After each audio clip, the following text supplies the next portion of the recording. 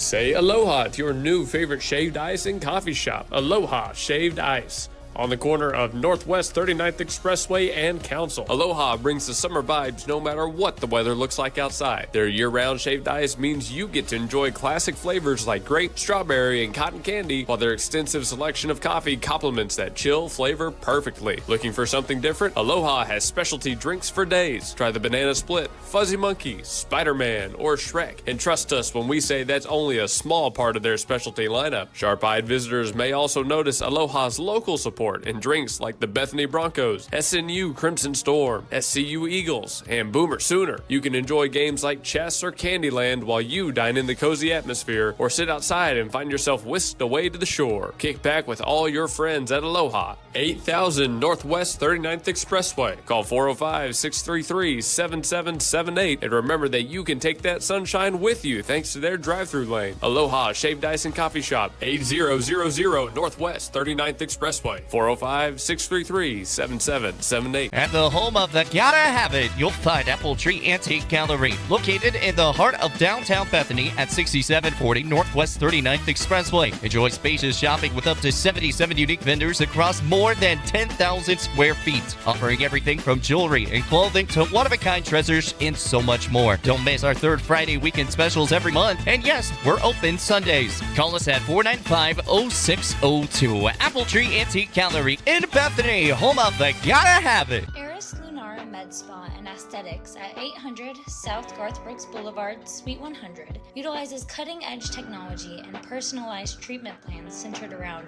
your goals, your comfort, and your natural beauty. Experience a range of services from IV therapy, Sculptra, acne treatments, and much more. With state-of-the-art machines like the T-Shape 2, Eris Lunara offers non-invasive, proven, and natural solutions for healthier skin that will have you feeling exquisite and rejuvenated. Other services like platelet-rich plasma therapy and peptide therapy not only enhance your natural features, but promote recovery and health at all levels. Call 405-563-1255 or stop by 800 South Garth Brooks Boulevard, Suite 100 to find out about what Eris Lunara Med Spa and Aesthetics can do for you. Remember, call 405-563-1255 today. We kind of want to show off our trailer today. We offer a lot of services all around the metro. We go within 130 miles. Recently did a house that was 70 to 80 feet. We did it in 2 days, no trouble shooting it. We were in and out, make sure the customer was really happy with the work. With liner, it's trenchless, it's headacheless. Any old cast iron, any orange bird, any clay pipe that's pre-existing inside or outside, we can go in and completely reline the inside of that pipe. It turns it all into one solid pipe. You never have to worry about root intrusions. You never have to worry about settling or bellying. Overall, it's a really good product. Everything comes guaranteed. We do make it as trenchless and as headacheless as possible for you guys. Thank you. This is Blake Nightingale State Farm, your local insurance agent over at 7304 Northwest Expressway. Here to tell you more about the business is Blake himself. Hi, my name is Blake Nightingale, State Farm insurance agent located at 7304 Northwest Expressway here in Oklahoma City. I've been a State Farm agent since 2018. We've got 5 licensed staff members here, and we do everything from auto, home, life insurance, and health insurance. And we're real passionate about helping people. And we love youth sports, and we sponsor a lot of local teams here. And so, like I always tell people, like a good neighbor, we're here to help you. Just like you heard from Blake, Blake Nightingale State Farm is here to help you protect what's important to you, because your car and home aren't just things. They're where you make your memories. Visit Blake and his friendly staff at 7304 Northwest Expressway and call them at 405-728-1313. Like a good neighbor, Blake Nightingale is there. C&J Sporting Goods at 6604 Northwest 38th Street has been serving Bethany and the Metro for over 30 years, with 3 generations ready to serve you with the best shopping experience of product knowledge and customer service anywhere, with a wide selection of guns, ammo, ear and eye protection, law enforcement equipment, hunting, camping, and survival gear. If they don't have it, they will order it for you. Veteran owned and family operated. Call 405-789-8102. C&J Sporting Goods. Step up to the next level at Coyote Pond, home with a $20 FFL transfer. Coyote Pond at 5804 Northwest 63rd and MacArthur makes the difference in customer service with the selection of just about everything, with top dollar loans and rock bottom prices. Locally owned and operated, Coyote Pond is the destination headquarters for Bethany, Yukon, and Oklahoma City, and the home of the $20 FFL transfers. Call 405-470-7999 or go to coyotepond.com. That's 405-470-7999 and thecoyotepond.com. Well, ladies and gentlemen, spring is here.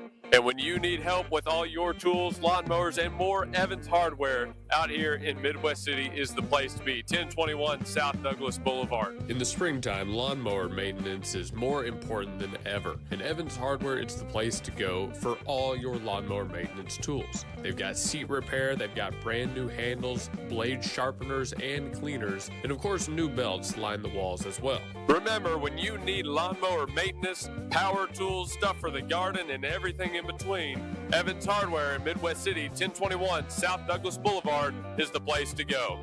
Do it best here at Evans Hardware. Gallegos Mexican Restaurant at 7000 Northwest 23rd at Rockwell in Bethany is locally owned and operated. Authentic Mexican food. Open 11 to 9 Monday through Friday and 10 to 8 Saturday and Sunday. Gallegos Mexican Restaurant offers a variety of Mexican plates, daily lunch specials starting at $8.99 Monday through Friday, and menudo on the weekends with more traditional dishes. Gallegos Mexican Restaurant. Call 405-506-0790. Northwest 23rd at Rockwell. Gallegos Mexican Restaurant. Here at Integrity, we're more than just a name.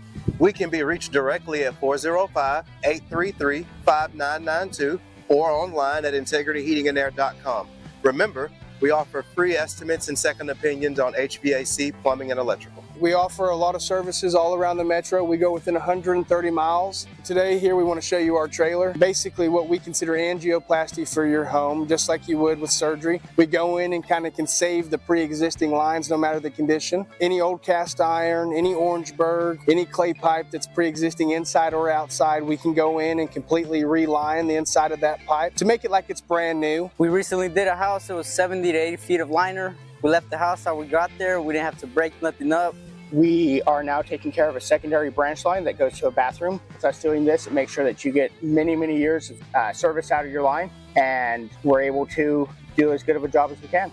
Integrity Services. New location, but same great service you've come to know and love. We can be reached at 405-833-5992. Give us a call. Give us a call. You don't have to. All right, ladies and gentlemen, we've made it to game number 2 live from Blanchard, Oklahoma, 2:53 p.m. Central Time as we approach the second of our doubleheaders. Right now on stream on YouTube, you see the conclusion of our first game today, a 2-1 Cash Bulldogs win over your Bethany Broncos. Went into extra innings all the way to the bottom of the ninth before the Bulldogs pulled it off, stunned the Broncos, but now play gets the Broncos' turn to potentially stun the Lions. Luke Young, Blake Vance on the call. Tell us about this matchup real quick. Yeah, we got the current state champions who are trying to go back-to-back, and then we got our dark horse in Bethany. We had a bit of a long game last time out, but Blanchard is coming in a little bit colder, and the Bethany team should have a little bit under their belt, so hopefully they can get out to an early lead and hold. I think you're right there. And, they would prefer to play these doubleheaders. They didn't want the game break, so they got what they want here. And as we prepare for this one, it's an even tougher matchup than the first. The one key, as we're here on the Blake Nightingale pregame show, is to not leave runners on base. That's that the big killed thing. them. Killed them against Cash. 16 runners left on base. Well, they did really good, not giving up a bunch of free 90s, not giving up a bunch of errors. So if they could just get runners across, they could have a really good chance to win this one. Right, so let's make it official. Blake Nightingale, 7304 Northwest Expressway in Oklahoma City. The Coyote Pond keys to this game. Don't leave runners on base. You did a great job with the free 90s in game 1. Do that again. No walks, no hit by pitches. What's your third key to the game? The big one is this is a very good team. They're state champions. Try to get ahead as quickly as possible, get those bats going as early as possible. They'll probably have an inning or two to where they're still trying to get into the swing of things, so to speak. So try to see if you can get out to as early of a lead as possible and just hold it. Yeah, they actually did that against Cash. They got out to an early lead. Then it was 1-0 until the second when Cash knocked in their run. Then it was 1-1 for the rest of the game all the way to the conclusion. So they've shown that they have the ability to get out to that early lead and put that pressure on. But, man, I just feel bad for Connor Sidness. He threw too well a game to take the loss in that one, but that's baseball. They all played way too well to lose that game, but stranded runners will – eventually it'll catch up to you, like those free 90s and hit by pitches and all that. Very true, very true. So there's your Coyote Pond keys to the game. Coyote Pond sits at 5804 Northwest 63rd Street back in War Acres. Call 405-470-7999. They're the home of the $20 FFL transfer, thanks to Coyote Pond. And now it's time to go through your starting lineups, brought to you by Myers Roofing. I'll start with the Bethany Broncos. Suarez leads off. He's got Willis behind him, and Brown now bats in the 3-hole.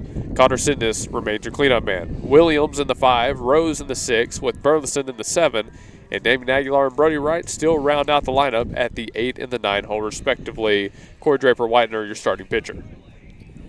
And on to the Blanchard Lions, we have Ellison, Garcia, and Vickery. Camden Hall is going to be cleanup. Pendergraft is going to be next up with Bo Daly, and then rounding out the batting with Foster, Hirenan, and Cook. Great job, Blake. Great job. And thanks to Myers Roofing again, 2001 North Rolling Ridge back in Bethany, Oklahoma. For Myers Roofing, your local quality, dependable roofing contractors, call 405-787-7433. We always say well ingrained in the Bethany system, Brody Wright's part of the Myers Roofing family, and he's out here playing for the team. That's that local guarantee that you don't get with the big name stores or brands or anything else. It's all local on the Gospel Station Sports and TalK, and that's what we love about it. First pitch will be brought to you by C&J Sporting Goods. Our stream sponsors are Simplified Tech Solutions and Ship It Sooner, with a special shout-out to some new sponsors of ours, Nimini Auto Group, Retro Rebel Boutique and Events, and Red River Credit, with Retro Rebel and Red River both out in the Yukon. All right, Blake, so any closing thoughts here on our pregame show as we get ready for game number 2? Start hot and hold. Start hot and hold. I like it. I like it. Great turnout in Blanchard, Oklahoma. It's gotten warmer. The sun is out and shining. The wind doesn't feel like it's as bad.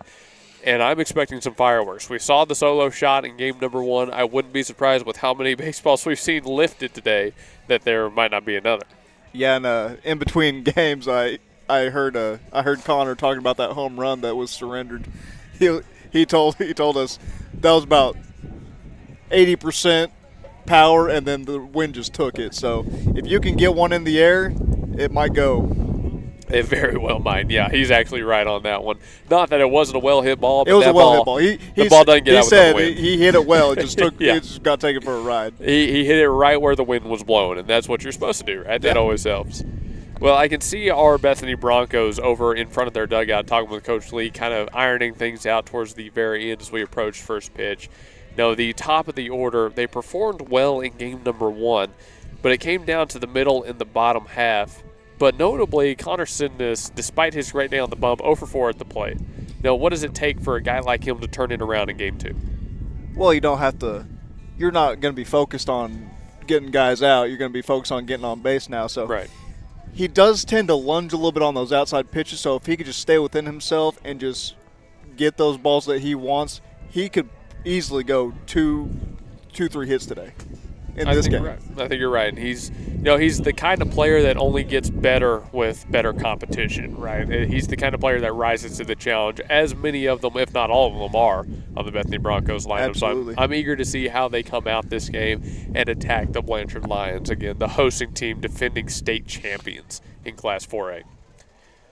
And let's go to a commercial break. When we come back. First pitch, again, brought to you by C&J Sporting Goods. You don't have to look very far to find a dependable roofing contractor, because Myers Roofing is committed to quality roofing systems, excellent customer service, and is all local right here in Bethany. Myers Roofing is licensed, insured, and all work is guaranteed. You can rely on Myers Roofing to take care of your next roofing project, and once you do, you'll understand why our customers keep coming back. Residential roofing, commercial roofing, specialty, tile, maintenance, and repair. Myers Roofing does it all. Call 405-787-7433. That's 405-787-7433.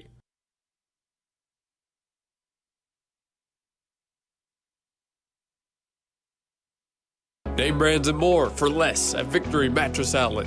Welcome to Victory Mattress Outlet, 7101 Northwest Expressway in Oklahoma City. Family-owned and operated Victory Mattress Outlet has options for every budget, like quality 10-inch beds to high-end luxury mattresses fit for a king. You're the winner here. Shop pillows, protectors, bedroom sets, and more. And remember, the friendly people at Victory Mattress Outlet can help deliver, assemble, and set up your mattresses and furniture. Call 405-510-6988 and never pay retail price for top brands again. Victory Mattress Outlet, 7101 Northwest Expressway, 405-510-6988. That's 405-510-6988. Victory Mattress Outlet, where your best night's sleep costs less. All right, they're beginning the pregame routine. I do have to ask, how many hot dogs did they sell at the Toronto Red Sox game last night? I would actually very much like to know. I am very interested in that. So please let me know, because I didn't get to watch the game. It was not anywhere I had a subscription to. So that's actually a pretty good piece of trivia right there. Well, we're getting ready for first pitch. Shout out Blanchard and their concession stand. They hooked us up with the hot dogs. We appreciate that very much. I'm going to go back to one quick break, and when we come back again, first pitch. But yeah, I actually would like to know about that hot dog thing. When technology has you screaming at the office, call Simplify Tech Solutions at 405-981-1011. Located at 4221 North MacArthur Boulevard, Simplify Tech Solutions features IT management, business phone systems, manages Wi-Fi, and offers repair and support. Simplify your Wi-Fi before the emotional breakdown by calling Simplify Tech Solutions. Locally owned and operated at 405-981-1011. 405-981-1011. Simplify Tech Solutions. What are laws on immigration? Contact Tipton Law Center in Oklahoma City at 405-209-1925. Melissa Tipton Duncans has the passion with experience with a solid foundation of knowledge in immigration law. The Tipton Law Center is located at 5909 Northwest Expressway at MacArthur and will also take cases in family law, criminal law, international law, adoptions, or readoptions. For immigration law, contact attorney Melissa Tipton Duncans at Tipton Law Center, 405-209-1925.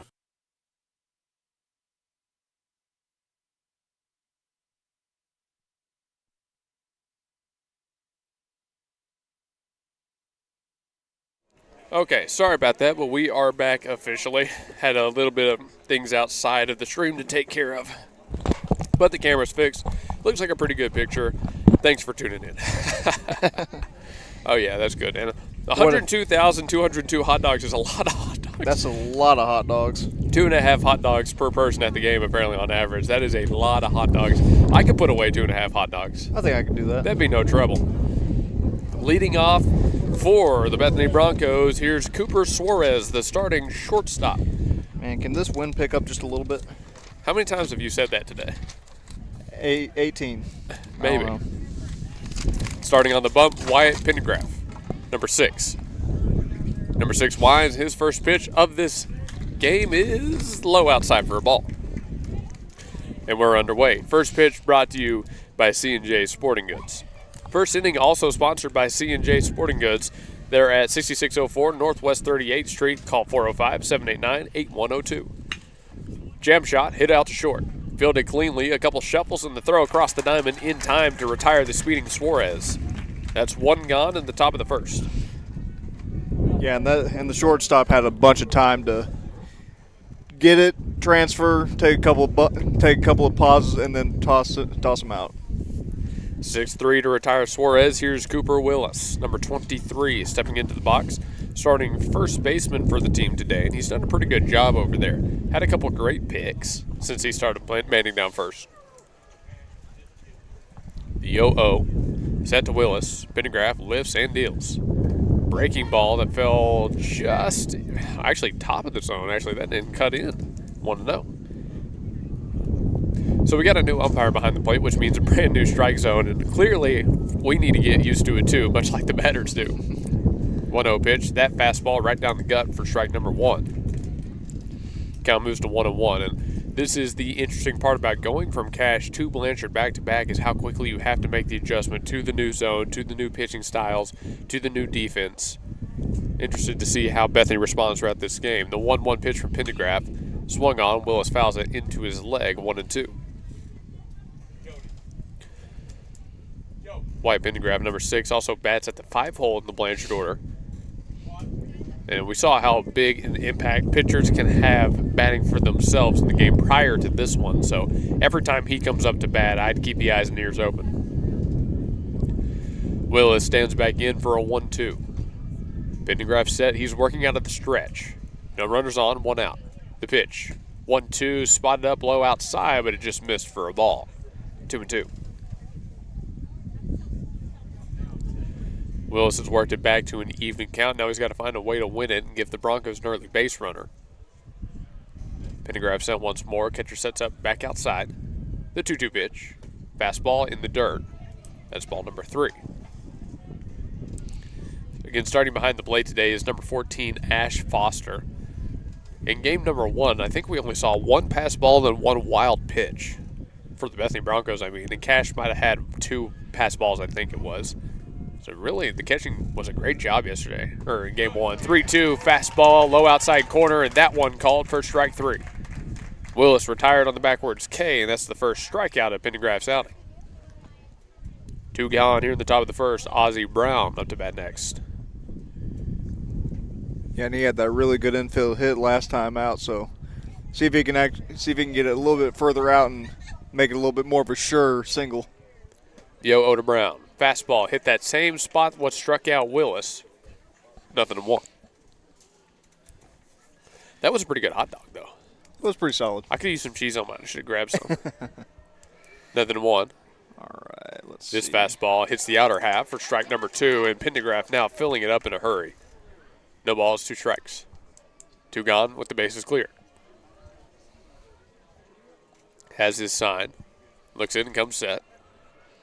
Brown choked way up on the bat, trying to be a good 2-strike batter. The pitch. Taps, and he did not go around. He didn't go. Held up on it 1-2. It was a close one, but he held up just in time. 1 ball, 2 strikes. Brown able to see another is what I'm trying to say. 1-2 from Pendergraft. He fires in a fastball low inside, but that one just a tad touch off the plate. 2-2.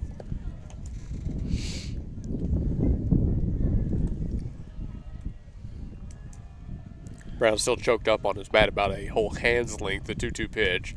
Check swing again, but that one called strike. Brown retired. Back-to-back strikeouts for Pendergraft in the top half of the inning, and that does it for the top of 1. We go to the bottom half, and our first look at Corey Draper-Whitener in today's matchup. The freshman takes the bump. We'll see him when we come back. Stan's Plumbing is your locally owned, full-service, licensed, and bonded plumbing company, proudly serving the Oklahoma City Metro for over 30 years. Stan's provides all types of plumbing services like faucet and toilet repairs, sewer repair, and trenchless pipe replacement, water heater repair and installation, both tank and tankless, plus drain cleaning and jetting. All plumbers arrive with fully stocked trucks and can resolve your plumbing problems in a timely manner. Since 1988, Stan's Plumbing has held itself to a higher standard in plumbing. Call 405-721-5100 to schedule your appointment. Stan's Plumbing, Valley service in a dirty business. 405-721-5100. Hi, I'm Trinity. I'm with Red River Credit Corporation. I've been with the loan service for about 2 years. We'd love to help you with your auto or signature loans. We are located at 1081 South Cornwall Drive in Suite 401, Yukon, Oklahoma.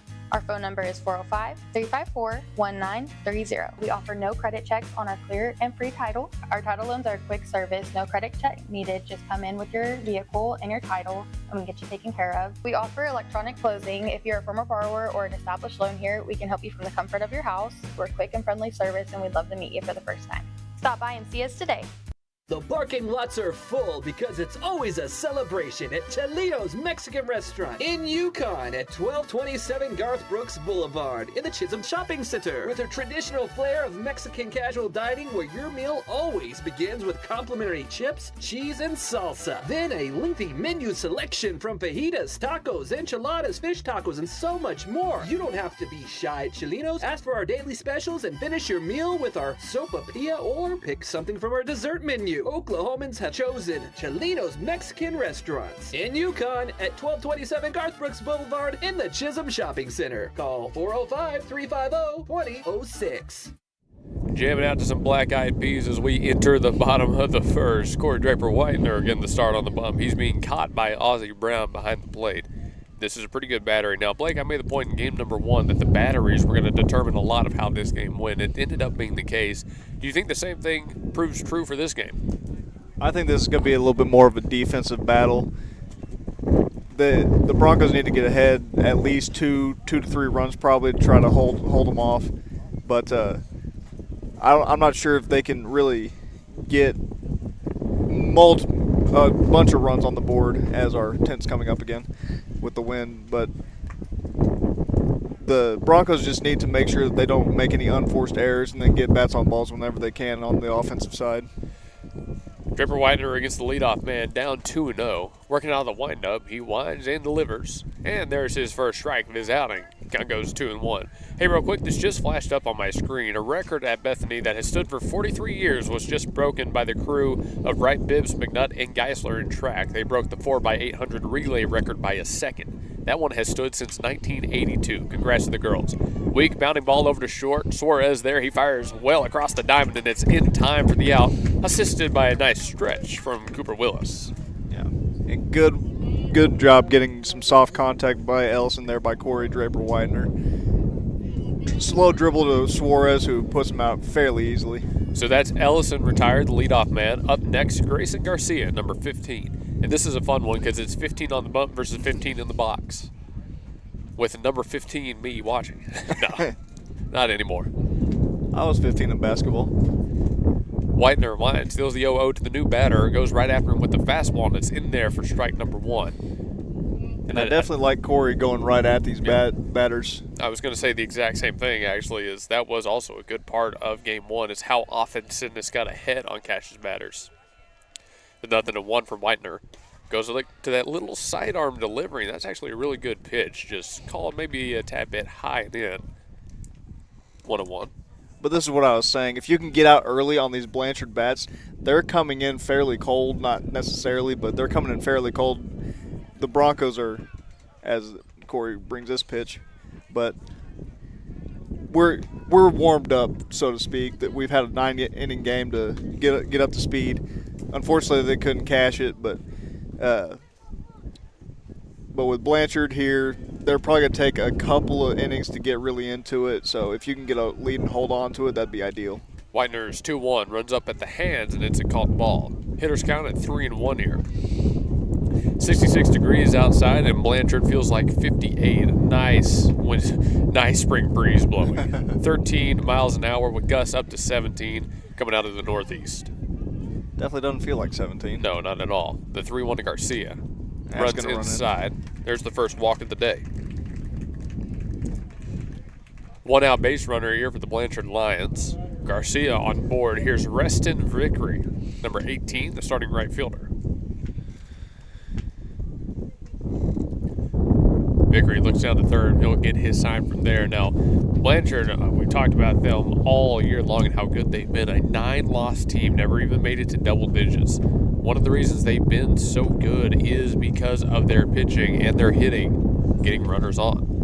And we saw it kind of in that first inning from Pendergraph. He got Bethany in order, and they've been doing that to teams throughout the entire season. Oh, that's not what I'm looking for. Widener with the move over to first. Are you still looking for the brackets? I'm seeing if I can find anything. It's showing the brackets, but it's not like showing any score updates. Oh, you're not finding scores. Oh, I wasn't going to worry about the scores. I was just going to. I was just seeing if I could find anything. If that's on anything, it's OSSAA rankings. Yeah, I already looked at that. Yeah, so if it's not there, it's probably not anywhere. Maybe Squirtle, maybe. 1-0. Widener set, working out the stretch now. Runner at first has a nice lead, so Widener throws over to keep him close. Count remains 1-0 at the plate, 1 out on the board. Just in the bottom of the first for those who had just now joined us, live on GSN Sports and TalK on YouTube and the Gospel Station Sports and TalK online. Both technically audio only, though if you watch on YouTube, you can see our little game cast we have set up. Widener comes back over the zone with a ball low middle called strike, 1-1. Yeah, I got the brackets pulled up right here. What are you thinking? What do we want to know? We'll go to those in a second. I say we go to those in the half inning. 1-1. Widener comes back set. He's going to go over to first again. let's look at, obviously we want to stay in 4A. So I know Tuttle is hosting. Let's see theirs. I don't think Elk City is hosting. I'm trying to remember off the top of my head all these different schools. Blanchard's hosting, Tuttle is hosting. Runner goes, pitch home, it's a ball outside. The throw down to second by Brown, skips off and into right field and all the way into right field. That runner's going to go first to third on the air.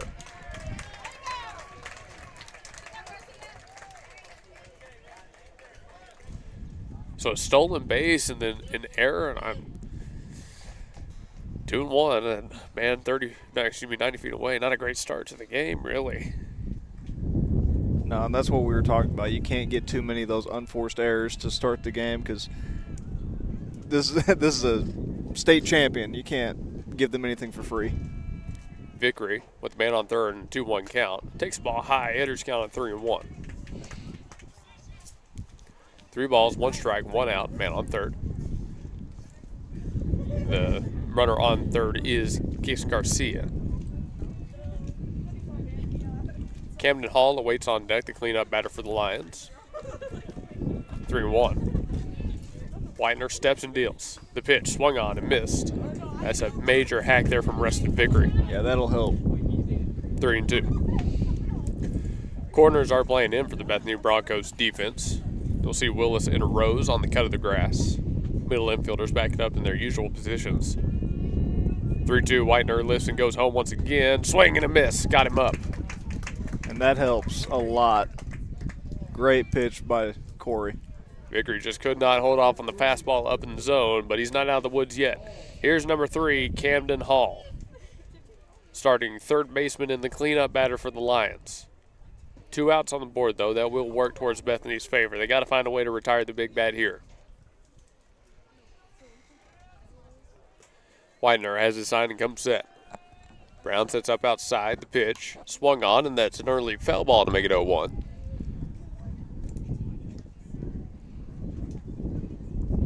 So how do you approach this batter, Blake? You got to come right at him. You don't want to waste any time. You want to get out of this inning as quickly as possible. Try to get some soft contact or strike out if you can. Widener on the 0-1. Skips a fastball by, well blocked by Brown behind the plate. If that gets to the backstop, it's a run. Yeah, that's an excellent stop by Ozzie. Very, very good one. Widener through this first inning, 1 walk, 1 strikeout, no hits given up, 2 outs on the board. Trying to retire the cleanup man and strand a runner on third. His 1-1. The pitch is in and a called ball. Definitely the reverse of what we saw in game 1. Yeah, it's a little hard to it's a little hard to catch up right now to the home ump. That ball was a lot of strikes in that first game, but this ump is calling a little bit of a tighter strike zone. Yeah, you thought it was difficult for the players to adjust to a new zone. How about the broadcasters? It's difficult for us too. 2-1 up and inside. That's ball number 3. Hitters kind of here for the cleanup man. A dangerous spot for Corey Draper Widener. Talking to them on the coaches show we had yesterday, we asked them what their approach is on the bump. That most of them will try to hunt the corners, the outside corner, try to hit their spots, get swings and misses. The 3-1 for Widener. Goes to the fastball and he walks him. Not a bad walk. I mean, with the runner only on third, there's nothing necessarily hurt by that one, and it does get you out of the 4-hole. Wyatt Pendergraph up next, but first we're going to have a mound visit from the Bethany side, so let's take a quick break.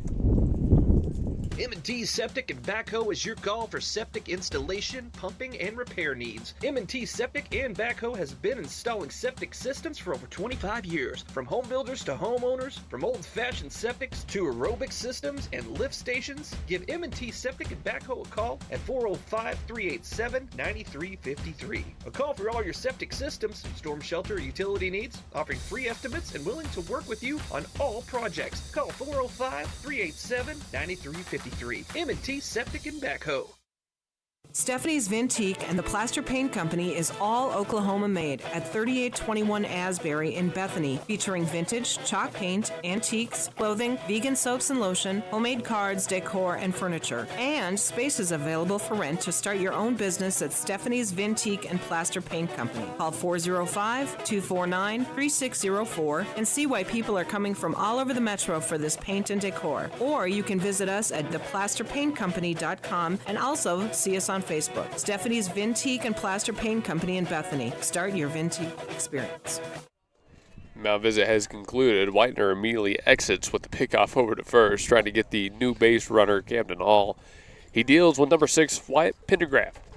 In the box, 2 outs, runners on the corners. 0-0 ball game, but Blanchard's knocking on the door. They've got a man on third. That's Gason Garcia, situated on 3. Whitener deals. First pitch of this at-bat, called strike. 0-1.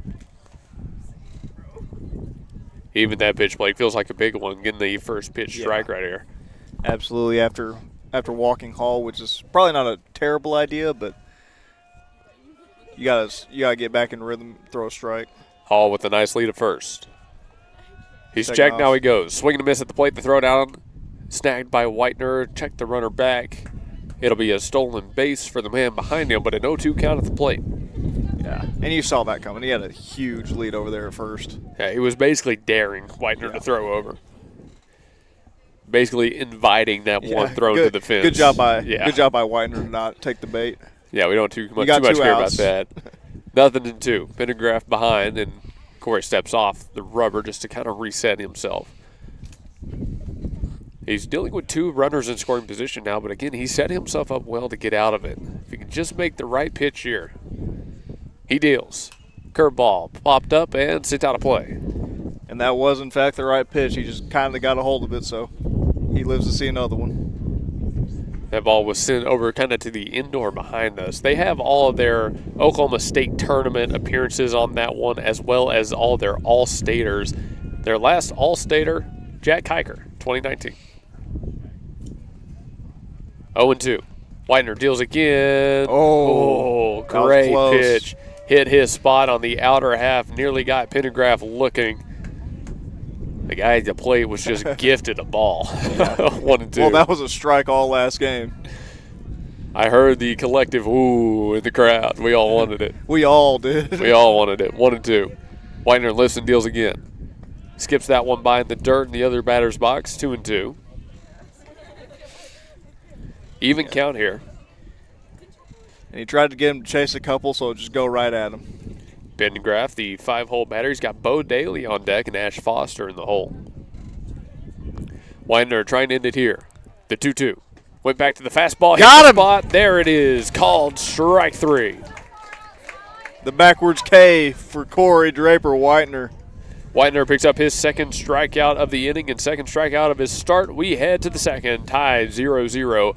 Bethany back with the sticks in their hands. Step up to the next level at Coyote Pond, home of the $20 FFL transfer. Coyote Pond at 5804 Northwest 63rd and MacArthur makes the difference in customer service with a selection of just about everything with top dollar loans and rock bottom prices. Locally owned and operated, Coyote Pond is the destination headquarters for Bethany, Yukon, and Oklahoma City, and the home of the $20 FFL transfers. Call 405-470-7999 or go to coyotepond.com. That's 405-470-7999 and coyotepond.com.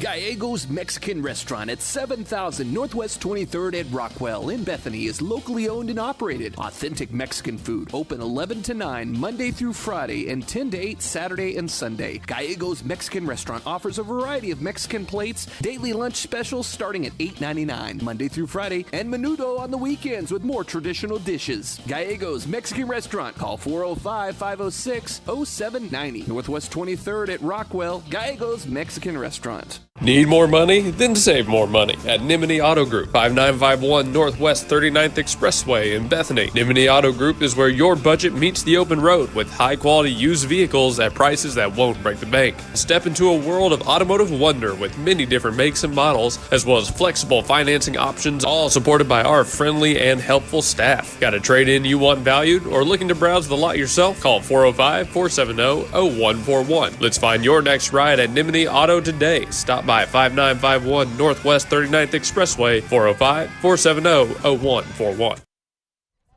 Connor Sidness set to lead things off in the top of the second. First inning was brought to you by C&J Sporting Goods. Second inning brought to you by Aloha Shave Ice and Coffee Shop. The 0-0 to Sidness. In there, strike one, and that's that fastball that Pendergraft has been going after each batter with once more. Expect that throughout the rest of the game. 0-1. Yes, and I'll say that after this pitch. Pendergraft set. He deals. The 0-1 fastball this time goes low. So we got this game right here. Next game is going to be Blanchard versus Cash. So tomorrow, I believe, as he delivers another one. Tomorrow at 4 o'clock, as long as they get out here with the W, they'll play at 4.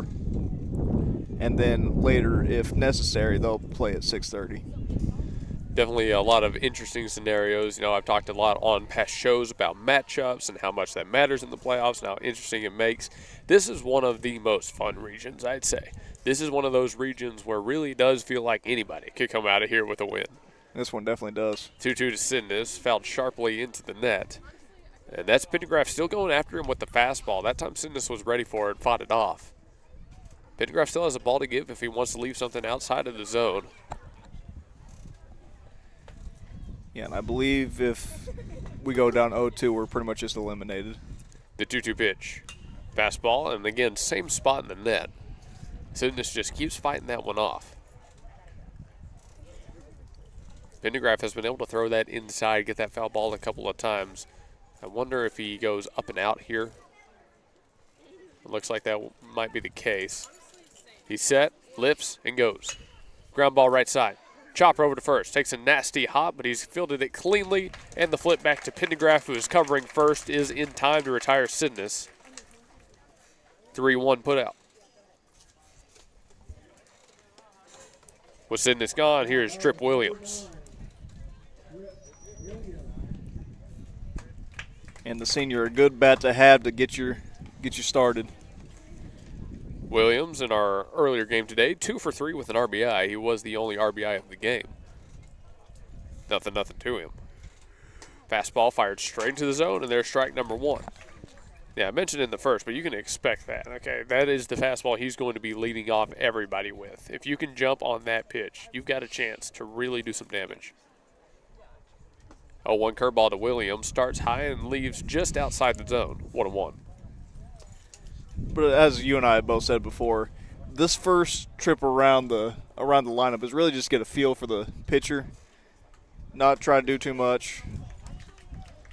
1-2 fired in there. If you can get on the board, go ahead and do it. But this first trip around is really just to get a feel for him. Well, you know, it always comes back to how the batting averages change your second, your third time through the order and how much better hitters get. The 1-2 to Williams, swing and a miss. Tried to fight off the 1-2 fastball, just couldn't catch up to it. 2 gone.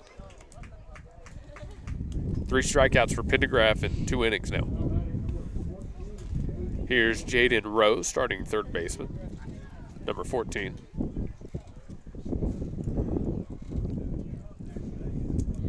The 0-0 to him is a fastball up and out that he goes around on. 0-1. I don't mind that swing by Rose right there. That was a good pitch to try to take out to the outfield. The 0-1 is another fastball even higher up, and Rose can't that fall one I off didn't of like. One. 0-2. Back to the well. Didn't prove he could hit it, and he's shown that he'll chase. The 0-2 pitch from Pendergraft. And he went to the curveball, and they're going to say he went around on it. I thought he might try that. Either way, he's out in the end. 2 strikeouts that inning for Pendergraft, and we're done with the second. Heading to the bottom half, tied 0-0. Eris Lunar Med Spa and Aesthetics at 800 South Garth Brooks Boulevard, Suite 100 utilizes cutting-edge technology and personalized treatment plans centered around your goals, your comfort, and your natural beauty.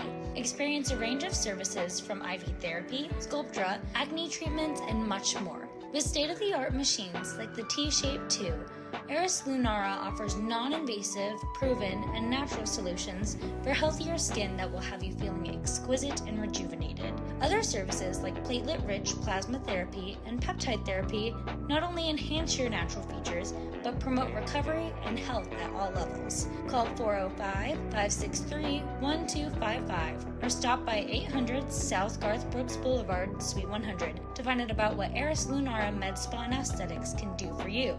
Remember, call 405-563-1255 Well, ladies and gentlemen, today. spring is here. And when you need help with all your tools, lawnmowers, and more, Evans Hardware out here in Midwest City is the place to be. 1021 South Douglas Boulevard. In the springtime, lawnmower maintenance is more important than ever. And Evans Hardware is the place to go for all your lawnmower maintenance tools. They've got seat repair, they've got brand new handles, blade sharpeners, and cleaners, and of course new belts line the walls as well. Remember, when you need lawnmower maintenance, power tools, stuff for the garden, and everything in between, Evans Hardware in Midwest City, 1021 South Douglas Boulevard is the place to go. Do it best here at Evans Hardware. Bottom two. First pitch of this inning by Mr. Corey Draper Whitener, a ball up and out. 1-0. He faces down this inning Bo Daly, Ash Foster, and Bruin Heffernan. And this one, again, brought to you by Aloha Shaved Ice, 8000 Northwest 39th Expressway. Give them a call at 405-633-7778. Got a bunch of really good stuff. We had them out at the coach's show. Got some blue raspberry and tiger's blood. That was pretty good stuff. They also got some hard foods and coffees and stuff like that. So go take a look. They're really awesome. Whitener's 2-0. Skips by for ball number 3. And funny anecdote, I met a high school alumni from back in Texas because of Aloha Shaved Ice. Strangely enough, she'd been living in my apartment complex for 6 months, and I never knew it. But she was out there, and I said, hey, I've got plenty of shaved ice. You want some? And got to talking, and what do you know? She's from Sherman, Texas.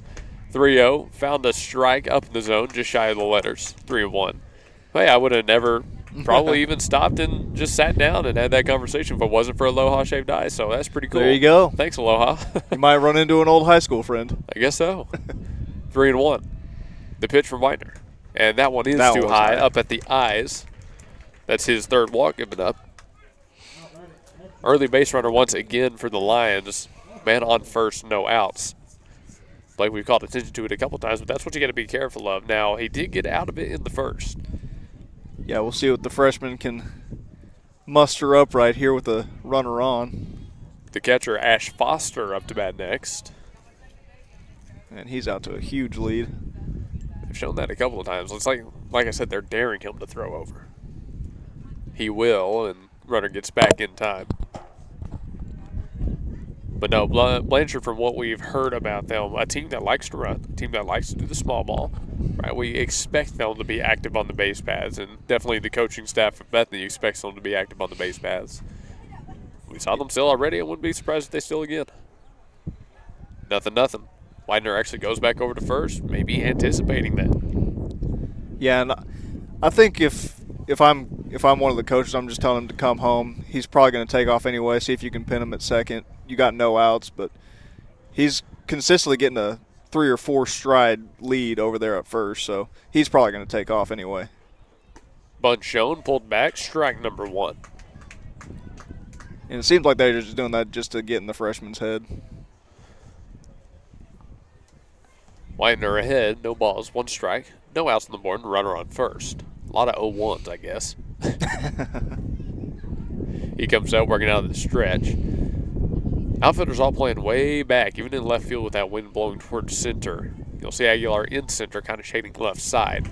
Next pitch fired in there for strike number 2, and that's a great pitch to come back with from Corey Draper Whitener. Stuck with the fastball, put it even more outside, trying to buy a little bit of ground off the plate. See if he can get a strikeout here. 0-2. Massive lead over at first. Widener goes that way, just keeps him close. He kind of does the same thing we saw the cash arm do, where he picks off to first and goes down, drops it down to a sidearm angle. A little bit, yeah. Doesn't necessarily throw it over to first very hard, but I guess that helps get it out quicker.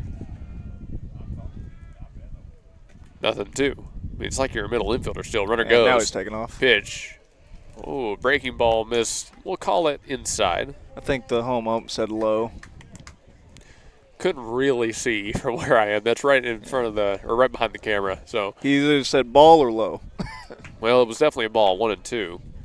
Stolen base for the runner. He's now in scoring position. And he's out to another huge lead. Widener comes in. He'll check his man a couple of times.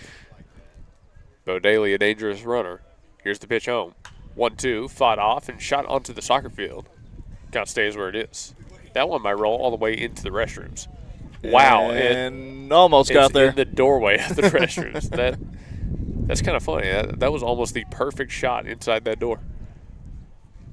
1-2. They might not want that ball back, but, you know. Wash your hands first. Widener still in a 1-2 count. Inside move over to second. Brings him back. Foster at the plate. You know, we've seen him now fight off a couple, much in the same way Sidness did that last time we saw him. Widener can definitely retire this batter, but he's going to most likely have to get him a swing. He's going to have to get him to chase something up and out.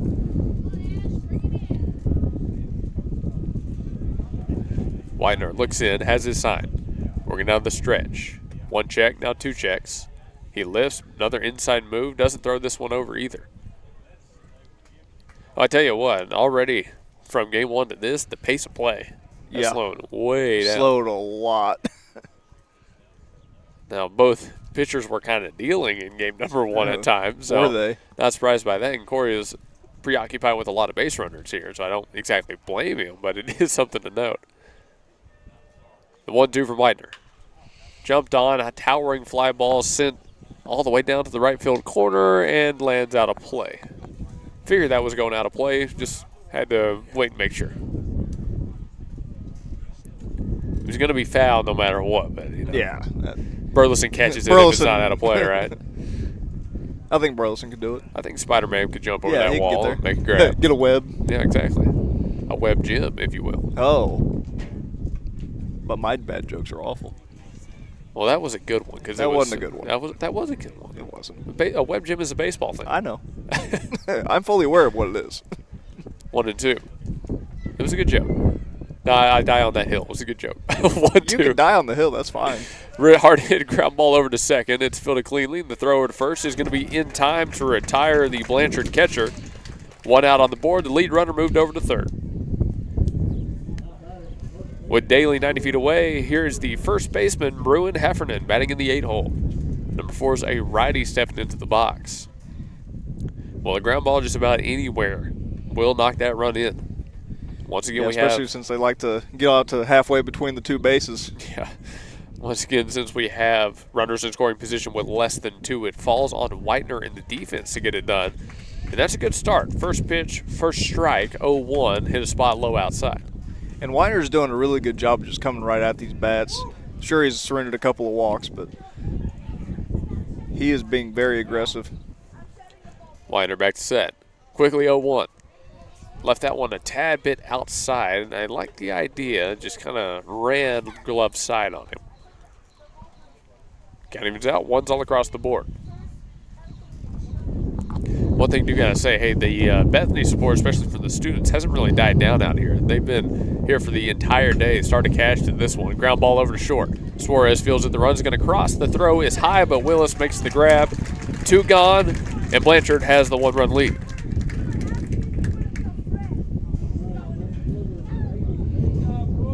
Now, I do want to point out about that one. Blanchard just got the lead with no hits. But you know why they're winning right now at this point in time is because they were able to get the early runner, move him over, and put the ball in play. Yes. Force the defense to make the decision. And at times, and maybe more importantly, it's because they put it on the ground. That's what Bethany wasn't really doing against Cash. They had too many fly balls. The only way to advance on that is to tag, and if it's not deep enough, you're not tagging anyways. 1-0. Next pitch from Widener up at the eyes. 2 balls, no strikes. This is the 9-hole batter, Brady Cook, reps number 42, starting left fielder. After him, we're back to Elson at the top. Widener set, ready to deal the 2-0. He fires home, and that's up at the shoulder on that one. 3 balls, no strikes. Bases are clear, by the way, with 2 outs on the board. Bottom 2 here in Blanchard, Oklahoma. The defending 4A state champion Lions, looking to escape regions and head on to Supers. 3-0. Next pitch from Whitener, and that's a 4-pitch walk. One thing I think we neglected to mention on that bracket is Blanchard now plays the back-to-back. They have cash after this. Yes. And as you mentioned, if all teams have one loss, it's a little bit different than if one team has 2 wins. Right. Yeah, so if they can get the win here, then everybody has to play tomorrow. And then it's a whole new game. But if Bethany drops this one, I think they're just pretty much eliminated. If Blanchard wins this one and wins out, I believe there might be one consolation game just to try, but it might just be over. I'm not familiar enough with Oklahoma playoffs. I don't know. From what I'm reading, that's kind of what it sounds like, but we have to experience ourselves before we really understand. Yeah, I don't know for sure, but that's the way I'm reading it. Number 9, Ellison back in the box. He takes a first pitch ball, so that's 5 in a row from Whitener here. Looking for a strike. Runner goes. It is a strike at the plate. No throw down from Brown. Just 1-1 with a runner now on 2.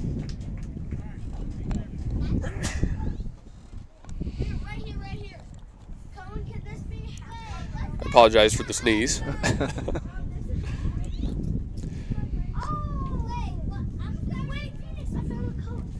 I'm going to sneeze again. We're good. 1-1 pitch from Whitener. Runner goes from second to third. It's a swing and strike high. Brown tried to make a throw but couldn't get it out of the glove cleanly due to the swung bat. 1-2. Runner 90 feet away once again, and there is the stealing that we know the Lions are eager to do. Yeah, you got to either try to keep them off the base paths or you got to just not worry about them. You know they're already going to take off anyway. Pin them if you can, but don't really worry about it. And that's going to score him. So that's 1-2. Yep, gets past Brown, takes an awkward deflection off of the backstop. And that wild pitch will allow run number 2 to cross.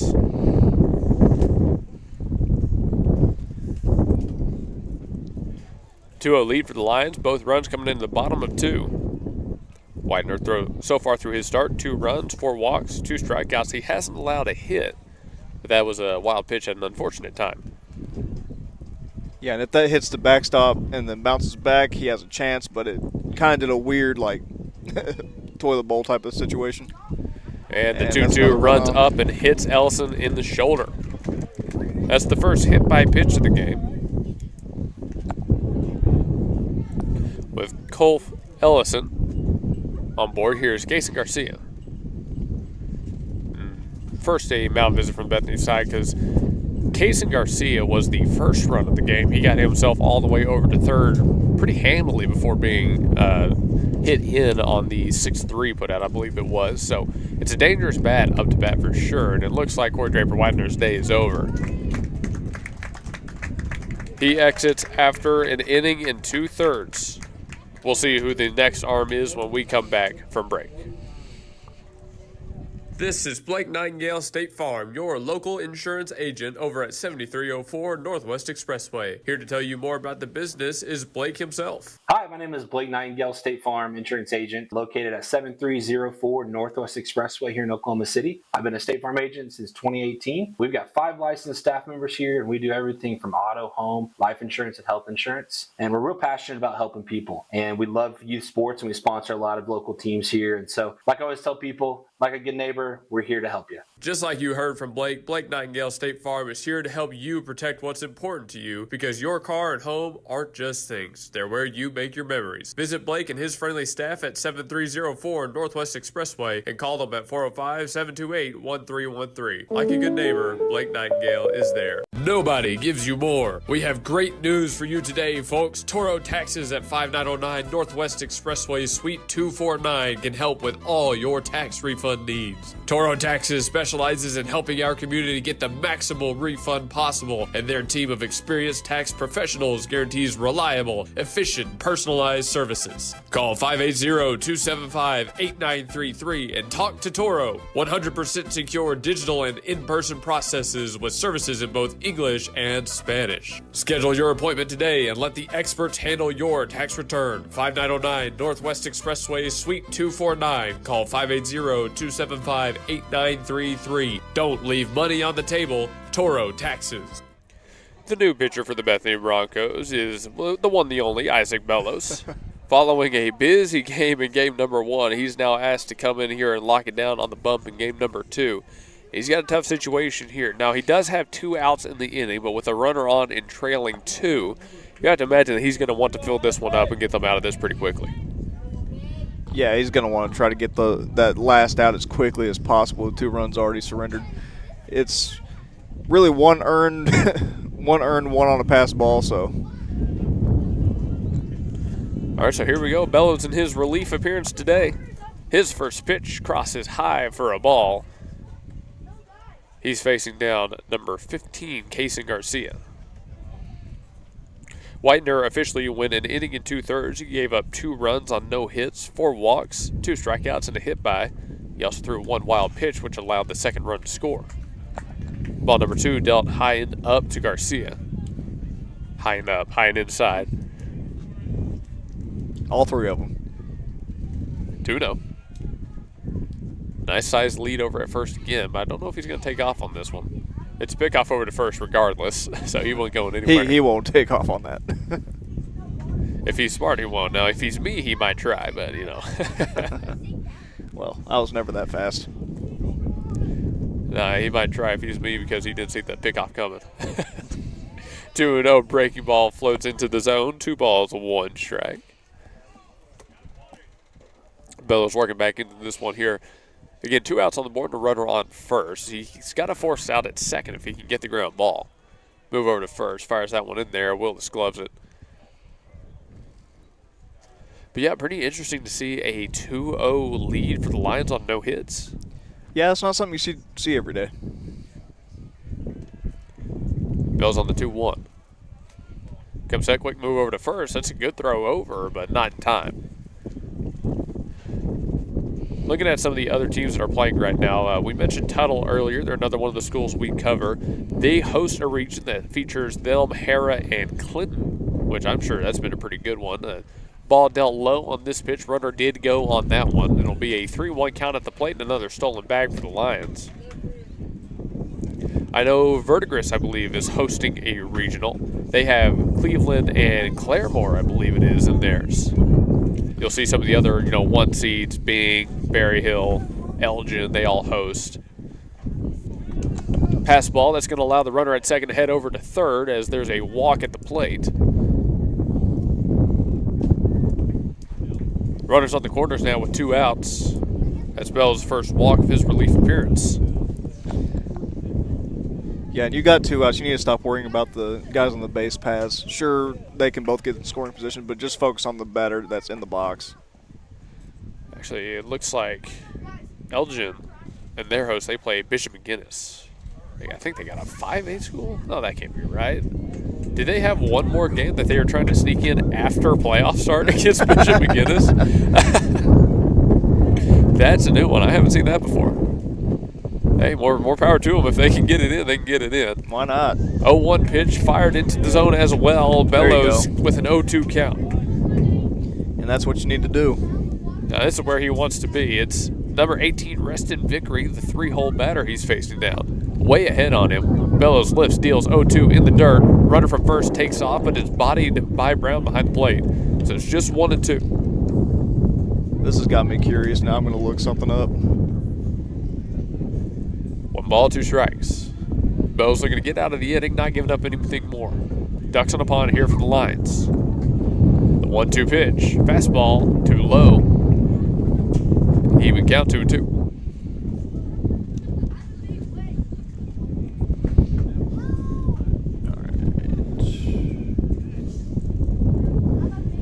Bellows still working out of the stretch. Trail runner has a massive lead, of course. Lead runner not so far. Ball number 3 goes by in the dirt.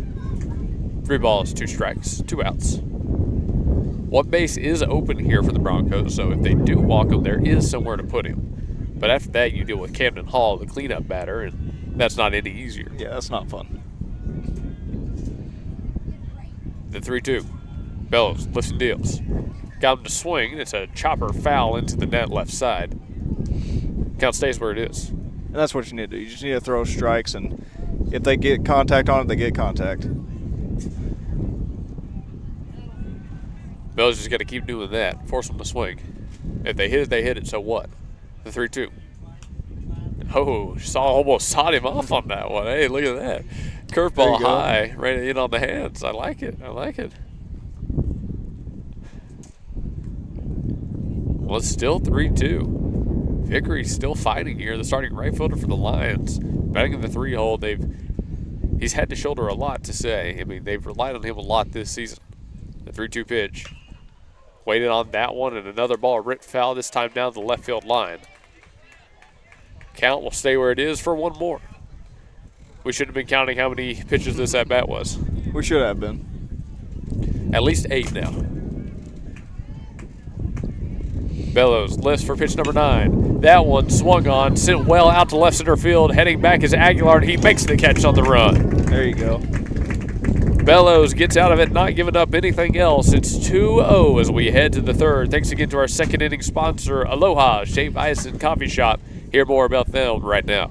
Say aloha to your new favorite shaved ice and coffee shop, Aloha Shaved Ice, on the corner of Northwest 39th Expressway and Council. Aloha brings the summer vibes no matter what the weather looks like outside. Their year-round shaved ice means you get to enjoy classic flavors like grape, strawberry, and cotton candy, while their extensive selection of coffee complements that chill flavor perfectly. Looking for something different? Aloha has specialty drinks for days. Try the Banana Split, Fuzzy Monkey, Spider-Man, or Shrek. And trust us when we say that's only a small part of their specialty lineup. Sharp-eyed visitors may also notice Aloha's local support and drinks like the Bethany Bronchos, SNU Crimson Storm, SCU Eagles, and Boomer Sooner. You can enjoy games like chess or Candyland while you dine in the cozy atmosphere, or sit outside and find yourself whisked away to the shore. Kick back with all your friends at Aloha, 8000 Northwest 39th Expressway. Call 405-633-7778, and remember that you can take that sunshine with you thanks to their drive-thru lane. Aloha Shaved Ice and Coffee Shop, 8000 Northwest 39th Expressway. 405-633-7778.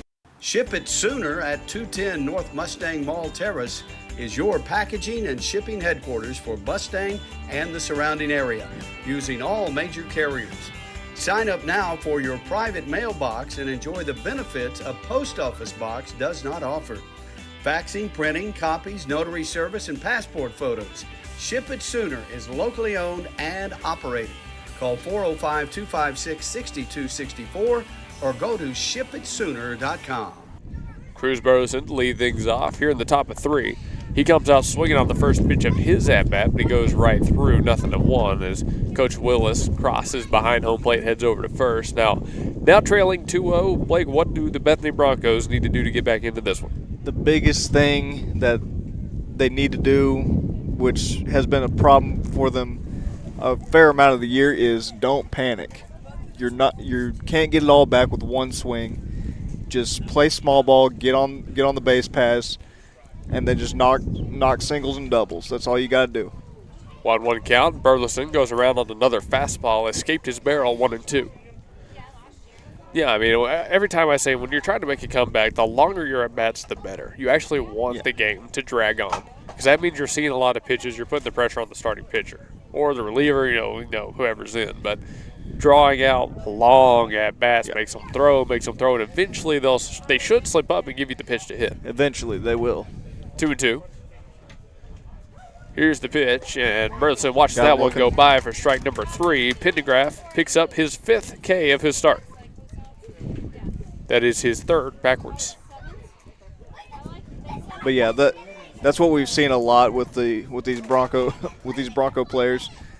Whenever they get down a run or two, they'll start panicking and then think that they'll press, thinking they have to get it all back in the same inning, and you don't. Which they did a very good job of chipping away in that very last regular season game. That's what they need to do. Pendergraft now facing down Damien Aguilar. Dealt ball number 1 to him to kick off this at-bat. Here's the 1-0 from number 6 on the bump. Went back to the fastball, and that one outside again. 2-0. Aguilar, number 11, of course, starting center fielder, just made the catch that got us out of the bottom of the second. He had a long way to run for it, but again, the benefit of playing in the wind today is that ball doesn't carry. It kind of ropes back towards you in center field.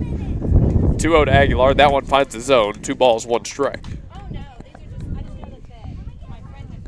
Aguilar up to bat. That means Wright is on deck and Suarez is in the hole.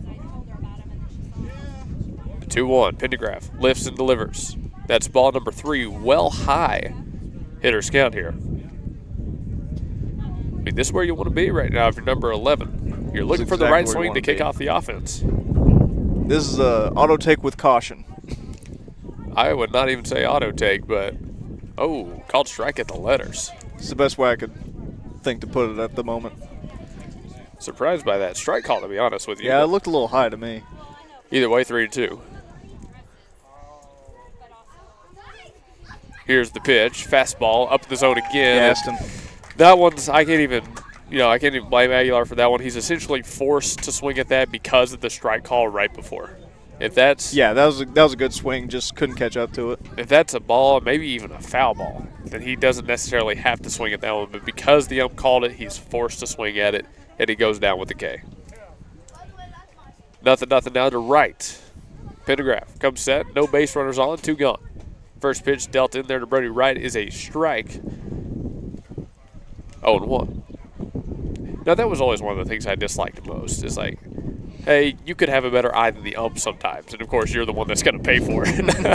Not that I'm saying our umps today have had a bad eye. I think they've actually done a pretty great job for this game. But that's you're notorious for your love of umpires. Oh, yeah. No, it's actually they're doing a good job, so that's something. Pendergraft set. Got a first pitch and then a second pitch foul ball. So he drops in a breaking ball, left it outside, 1-2. No JBs out here. No, I've said honestly they have done a good job. Yeah, today. they've done a very good job today. Their zones have they've been very consistent.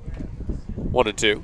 Pendergraft lifts and goes back to the fastball, sent right back to him, and he snags it on the backhand. And good contact right there, just better defense.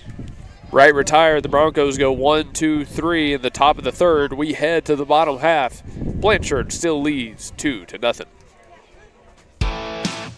C&J Sporting Goods at 6604 Northwest 38th Street has been serving Bethany and the Metro for over 30 years, with 3 generations ready to serve you with the best shopping experience of product knowledge and customer service anywhere, with a wide selection of guns, ammo, ear and eye protection, law enforcement equipment, hunting, camping, and survival gear. If they don't have it, they will order it for you. Veteran owned and family operated. Call 405-789-8102. C&J Sporting Goods. At the home of the Gotta Have It, you'll find Apple Tree Antique Gallery, located in the heart of downtown Bethany at 6740 Northwest 39th Expressway. Enjoy spacious shopping with up to 77 unique vendors across more than 10,000 square feet, offering everything from jewelry and clothing to one-of-a-kind treasures and so much more. Don't miss our third Friday weekend specials every month. And yes, we're open Sundays. Call us at 495-0602. Apple Tree Antique Gallery in Bethany, home of the Gotta Have It.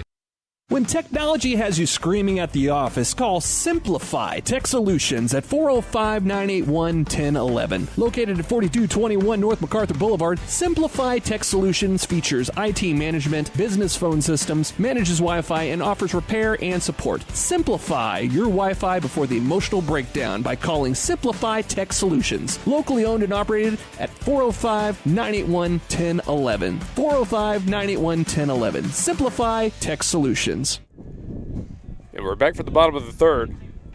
Leading off this inning, the cleanup man, the number 4 hole, Camden Hall. Starting third baseman looks to extend this lead for the Blanchard Lions as they attempt to head back to the state tournament in the 2026 season. First pitch to him is a strike on the low outside corner. Isaac Bellows stands in their way, and he's honestly found a couple of strike calls there. I think he's found a little bit something. Yeah, I think he's got a good rhythm going now. 0-1. Bellows comes set. Looking for strike 2. He goes back to the fastball. Same spot, but a little bit lower this time, and it is a called ball, 1-1. Yeah, real quick, a look in on the Tuttle tournament. So Hara played Clinton earlier. Tuttle's now playing Hara. They had the back-to-back. And then later on today, Tuttle will be playing Clinton. 1-1. Swung on, ripped left side. Oh, good snag. Jaden Rose leaves earth and comes down with an out. The classic F6 in the hot corner. One gone. Hey, I mean, with how many times that happened to Cooper Willis in game number 1, I'm okay with giving one back against Blanchard. I'm there. good with it. I liked it. Like, yeah, steal that hit away. Come on. Go ahead. One retired here. Here's Wyatt Pendergraph. First pitch to him, runs inside for ball number 1. How many times did we see it? I mean, he caught 5 barrels, 2 flyouts to the left, 2 line outs to third, and then finally he knocked the double against Cash. 1-0. Just missed low middle, 2-0. Yeah, and real quick while I'm thinking about it, I just wanted to talk about the outing for the inning from Corey after this pitch real quick. In there for a strike.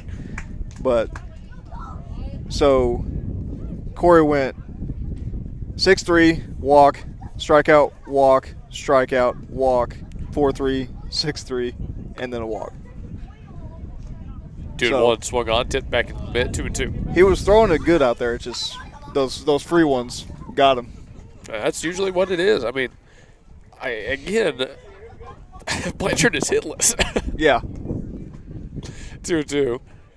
That one skips by in the dirt. Brown couldn't quite glove it. Goes to full. Yeah, I mean, anytime they're hitless and winning 2-0, you have to imagine, hey, they're walking a lot or they are the most efficient sacrifice team you've ever seen. 3-2. Swung on. That one ripped down into left field. Read well, and the catch is made. 2 gone. And even like that, I mean, they're catching barrels, but your defense is working behind you. Like, Bethany has the team to play with these guys, without a shadow of a doubt. 2 gone. Bo Daly, the starting center fielder who wears number 2 on his back up to bat. Bellows set. He's got 2 this inning. His first full inning of work, and he comes back with the strike against Daly. 0-1.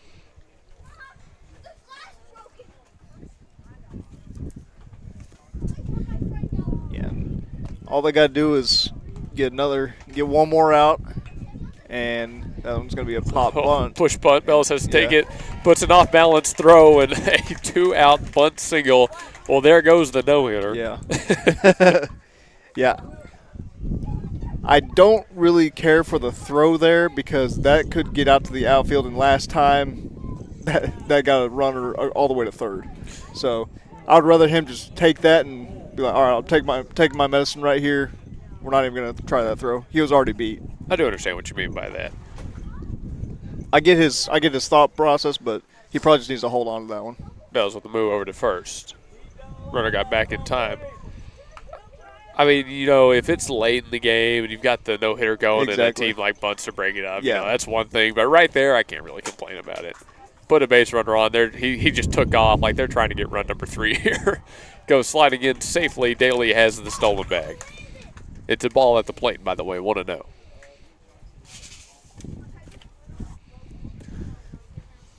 What was that one game? Was it college or pros? I think it was college. Because the kid had a no-hitter all the way to the last inning. It was going to be like this historic thing, but it was a 1-0 game. So in that last inning, the guys who came up at the plate started bunting, and they broke up the no-hitter. And it was a big, big deal, and people were mad about it in the baseball scene. And I was like, yeah, you know, it's one thing to break up a no-hitter when you're down 9-0, but if it's a 1-0 game, you're still trying to win. Like, oh, yeah. Between that and, I'm not going to lie, I'm very petty. If someone's getting a no-hitter against me, I'm going to try to lay something out just to try to beat it out. Try to break up a no-no. However, though, I think it all depends on the context of the greater game. Like, I wouldn't have been mad in that one because, hey, if you're trying to win the game, you got to be able to defend it. But if it's a blowout and you do it just to break up a no-hitter, that's another thing. 2-0. Ball in the dirt gets past Brown. That'll allow the runner to advance. 3-0 at the plate, and a man on third. That was the first hit Blanchard's gotten on that bunt, but Yeah. He just moved all the way over to third. He's knocking on the door. They're trying to go up 3-0. Like, that's just strategy. That's just baseball. That's why I think some fans, I won't say a lot of fans, that's what I think some fans have lost sight of in the game. Now that I'm off my soapbox, runners on first and third, 2 outs. Number 4. No, I'm not saying it's right. I'm just saying I'm petty enough if I'm up and bad. If I'm like one of the last 3 outs, I'm going to try to lay a button down or something, beat it out to try to break up the no-no. I don't care if it's 20-0. I'm going to try to break it up. Bruin Heffernan up to bat. Starting first baseman steps into the box. Well, look at Cash warming up on the soccer field behind us. Yep. They're playing a little bit of wiffle baseball, or are they just taking ground balls? I think they're just taking ground balls. Nice. Hey, getting in the work. I respect it. Nothing to the new batter is a ball left alone in the dirt for ball number 1. Again, this is Bella's first full inning of work. He only came in for the final out in the last inning. Was able to get it without giving up anything else. He's got another 2-out situation here. Just needs to find number 3, and he holds Blanchard to a 0 in this inning. Ball number 2 dealt high, 2-0. And if he can hold them scoreless in this half inning, that would go a long way to chipping away at this lead. 2 balls, no strikes. Bell's working on the stretch. He just steps off, resets himself. Runner at first. Doesn't look like he's thinking about stealing anytime soon. The pitch. Fastball low outside. 3-0. Hey, why the purple hat today? Huh? Why the purple hat today? Me? Yeah. I just got it. It was a gift. I mean, I guess that's as good a reason as any. You're much brighter than I am right now. Wearing a lot of black, but I always wear a lot of black. 3-0. Found the strike zone. 3 balls, 1 strike. Yeah, you said off air the black was your color, so I had to switch it up. Yeah, I respect that. I appreciate that. 3-1. I dress like Darth Vader and Luke Skywalker in Return of the Jedi, just all black, head to toe. Walk at the plate. That'll allow bases to be loaded as Heffernan heads down to first. It's Bo's second walk of his relief appearance. Brings up the 9-hole batter, number 42, Brady Cook. Yeah, the black hat's gotten plenty of action. It's time for the purple. I respect it. If we walk out of here with the win today, I'll wear the black one tomorrow. Oh, really? Do I need to switch and find a purple one? Well, we'll see.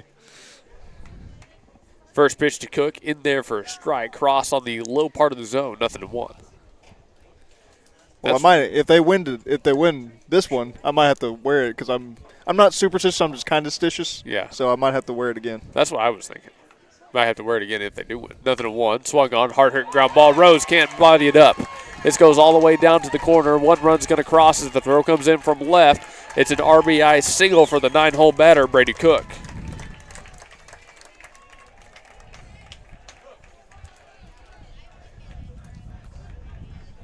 Did they get 1 or 2 on that? They got 2. Oh, they got 2. Yep. 2-run single. I did not see. When did the second? Oh, he was on third. That's why I didn't see him, obviously. It was bases loaded. Yeah, Rose almost came up with another one right there. Well, that'll do it for Isaac Bellows. He went actually 1 technically full inning. Gave up 2 runs on 2 hits, walked 2, struck out none. We'll see the new pitcher when we come back from break. It's 4-0, the Blanchard Lions lead here in Blanchard, Oklahoma. What are laws on immigration? Contact Tipton Law Center in Oklahoma City at 405-209-1925. Melissa Tipton Duncans has the passion with experience with a solid foundation of knowledge in immigration law. The Tipton Law Center is located at 5909 Northwest Expressway at MacArthur and will also take cases in family law, criminal law, international law, adoptions, or readoptions. For immigration law, contact attorney Melissa Tipton Duncans at Tipton Law Center, 405-209-1925. Stan's Plumbing is your locally owned, full-service, licensed, and bonded plumbing company, proudly serving the Oklahoma City Metro for over 30 years. Stan's provides all types of plumbing services like faucet and toilet repairs, sewer repair, and trenchless pipe replacement, water heater repair and installation, both tank and tankless, plus drain cleaning and jetting. All plumbers arrive with fully stocked trucks and can resolve your plumbing problems in a timely manner. Since 1988, Stan's Plumbing has held itself to a higher standard in plumbing. Call 405-721-5100 to schedule your appointment. Stan's Plumbing, Valley service in a dirty business. 405-721-5100. Hi, I'm Trinity. I'm with Red River Credit Corporation. I've been with the loan service for about 2 years. We'd love to help you with your auto or signature loans. We are located at 1081 South Cornwall Drive in Suite 401, Yukon, Oklahoma. Our phone number is 405-354-1930. We offer no credit checks on our clear and free title. Our title loans are a quick service, no credit check needed. Just come in with your vehicle and your title and we get you taken care of. We offer electronic closing. If you're a former borrower or an established loan here, we can help you from the comfort of your house. We're a quick and friendly service and we'd love to meet you for the first time. Stop by and see us today. Jaden Rose over from third. He's your new reliever in today's game. Isaac Bellows done after actually 1 full inning of work. He got 3 outs. Gave up 2 runs on 2 hits. There were no strikeouts, and he walked 2. So Rose stays in. He needs 1 out this inning. Blanchard has put up another 2 spots so far, trying to make it more. Got runners on first and second. Rose's first pitch swung on, ground ball over to Willis, who's now at third. He grabs it and just goes to third for the force. He caught it on third base. It wasn't very clean looking, but it worked. It got the job done. That's kind of the hot corner in a nutshell. You just got to body it up and knock it down, right? Well, the immaculate third inning. Oh, 1 pitch, 1 out. 1 pitch, 1 out. The immaculate relief appearance. We're done with that one. Rose got us out of it. Let's head to the next inning, top of the 4th, when we come back from break. The parking lots are full because it's always a celebration at Toledo's Mexican Restaurant in Yukon at 1227 Garth Brooks Boulevard in the Chisholm Shopping Center. With a traditional flair of Mexican casual dining where your meal always begins with complimentary chips, cheese, and salsa. Then a lengthy menu selection from fajitas, tacos, enchiladas, fish tacos, and so much more. You don't have to be shy at Chilinos. Ask for our daily specials and finish your meal with our sopapilla or pick something from our dessert menu. Oklahomans have chosen Chilino's Mexican Restaurants in Yukon at 1227 Garth Brooks Boulevard in the Chisholm Shopping Center. Call 405-350-2006. Stephanie's Vintique and the Plaster Paint Company is all Oklahoma made at 3821 Asbury in Bethany, featuring vintage, chalk paint, antiques, clothing, vegan soaps and lotion, homemade cards, decor, and furniture. And space is available for rent to start your own business at Stephanie's Vintique and Plaster Paint Company. Call 405-249-3604 and see why people are coming from all over the metro for this paint and decor. Or you can visit us at theplasterpaintcompany.com and also see us on Facebook. Stephanie's Vintique and Plaster Paint Company in Bethany. Start your Vintique experience. And welcome back to Playoff Baseball on the Gospel Station Sports and TalK. We are at the top of the top of the 4th. Yeah, you're right, top 4. This one is brought to you by Integrity, located at 711 Northeast 39th Street. Give them a call at 405-833-5992 for all your HVAC and heat and air needs. Love the guys over at Integrity. They're great. Cooper Suarez leads things off here 0-1 after a foul ball. Next pitch to him, he swings right through. Quickly 0-2 for the leadoff man.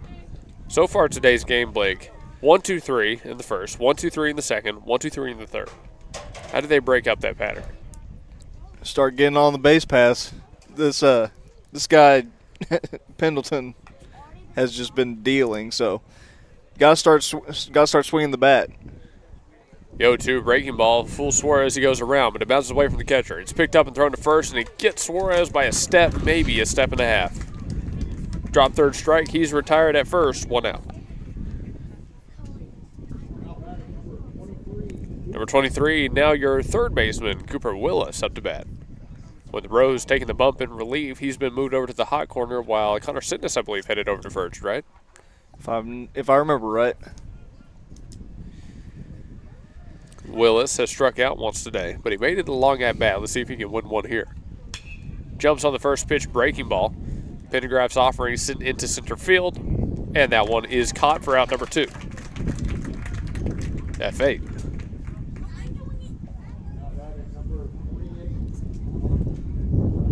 Ozzie Brown up to bat next. 2 outs on the board, no one on the base paths. Brown also struck out his last time up. Saw him as a pinch hitter in game number 1. Now he's getting the start in the lineup. Nothing to him. It's a fastball, just missed the low outside corner. 1 ball, no strikes.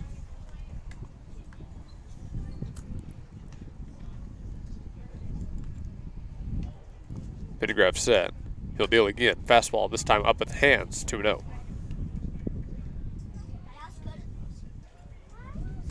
A reminder to everybody, because I don't think I've mentioned on this stream, we do have soccer playoffs starting next week.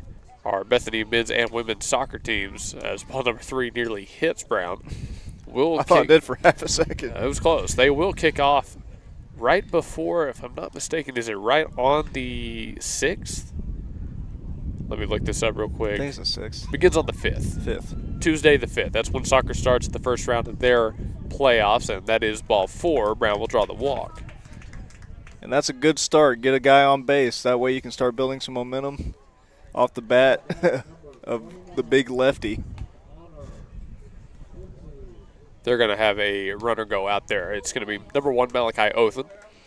Yeah, soccer begins on the 5th. Then we'll catch them for a show on the 7th. And then their quarterfinals are on the 8th. So we do invite you to tune into those games and that show, as both of our men's and women's soccer teams look for their own state championships. Yeah, it's going to be a fun one. They've both led their districts this year, and they put together some really good games. So where are those at? I actually don't know. I was about to say, are those in our backyard? Because that'd be nice. They are most likely at home if I had to guess. That would be lovely. Nothing to the new bat. Not that I haven't had a good time, but the Blanchard drive's a little bit hectic on my gas tank, so that's. I don't mind this drive. It's pretty much a straight shot. It's a good drive, highway. Just my gas tank doesn't agree. Yeah. Oh no. Yeah, I get it. Gas is over $4 in the city. Yeah. I get it. Yeah. Want to know? That's my only gripe. Pitch here. It's ball number 2 dealt to Sidness. That's 5 balls in a row from Pendergraph. No, surprisingly, struggling to find the zone. Six balls in a row. And, True, I can't count. That's walks for 4. Our Bethany faithful's helping us out a little bit. Next pitch swung on, that one fouled straight back. 2-1. Yeah, there's a wasp flying around. I think it landed on me for a half second. Keep it on you. I did a great job not panicking.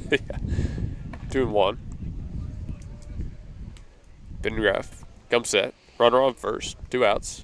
Deals a fastball home and gets a looking strike on the outer half. 2-2. Good location on that pitch to full corner it a little bit. Simmons has seen it now. 2s all across the board. 1 ball to give for Pendergraph. He lifts and goes. Swung on straight into the net. Count stays where it is. And good job fighting that one off. It's not really his pitch, so good job to make some good contact on it. Now, since day number 2 is wholly dependent now on what happens game number 3, most likely. Next pitch, swung on, and that one missed. That'll be a strikeout for Sidness on a breaking ball that fooled him. Okay, swinging. Bethany did see 4 batters up that inning before being retired, so it didn't go down in order. We'll be back for the bottom half of the 4th right after this. And I'll continue whatever thought I just had if I remember it. Step up to the next level at Coyote Pond, home of the $20 FFL transfer. Coyote Pond at 5804 Northwest 63rd and MacArthur makes the difference in customer service with a selection of just about everything with top dollar loans and rock bottom prices. Locally owned and operated, Coyote Pond is the destination headquarters for Bethany, Yukon, and Oklahoma City, and the home of the $20 FFL transfers. Call 405-470-7999 or go to coyotepond.com. That's 405-470-7999 and coyotepond.com. Gallegos Mexican Restaurant at 7000 Northwest 23rd at Rockwell in Bethany is locally owned and operated. Authentic Mexican food. Open 11 to 9 Monday through Friday and 10 to 8 Saturday and Sunday. Gallegos Mexican Restaurant offers a variety of Mexican plates, daily lunch specials starting at $8.99 Monday through Friday, and menudo on the weekends with more traditional dishes. Gallegos Mexican Restaurant. Call 405-506-0790. Northwest 23rd at Rockwell. Gallegos Mexican Restaurant. Well, just something about that track team this year. A new school record has been set in the women's 1,600-meter run. It came off of the legs, I guess, of Morgan McNutt. She got a record time of 5 minutes, 24 seconds, and 27 milliseconds. The previous record she beat by .03. No, wait, 3 seconds and .03.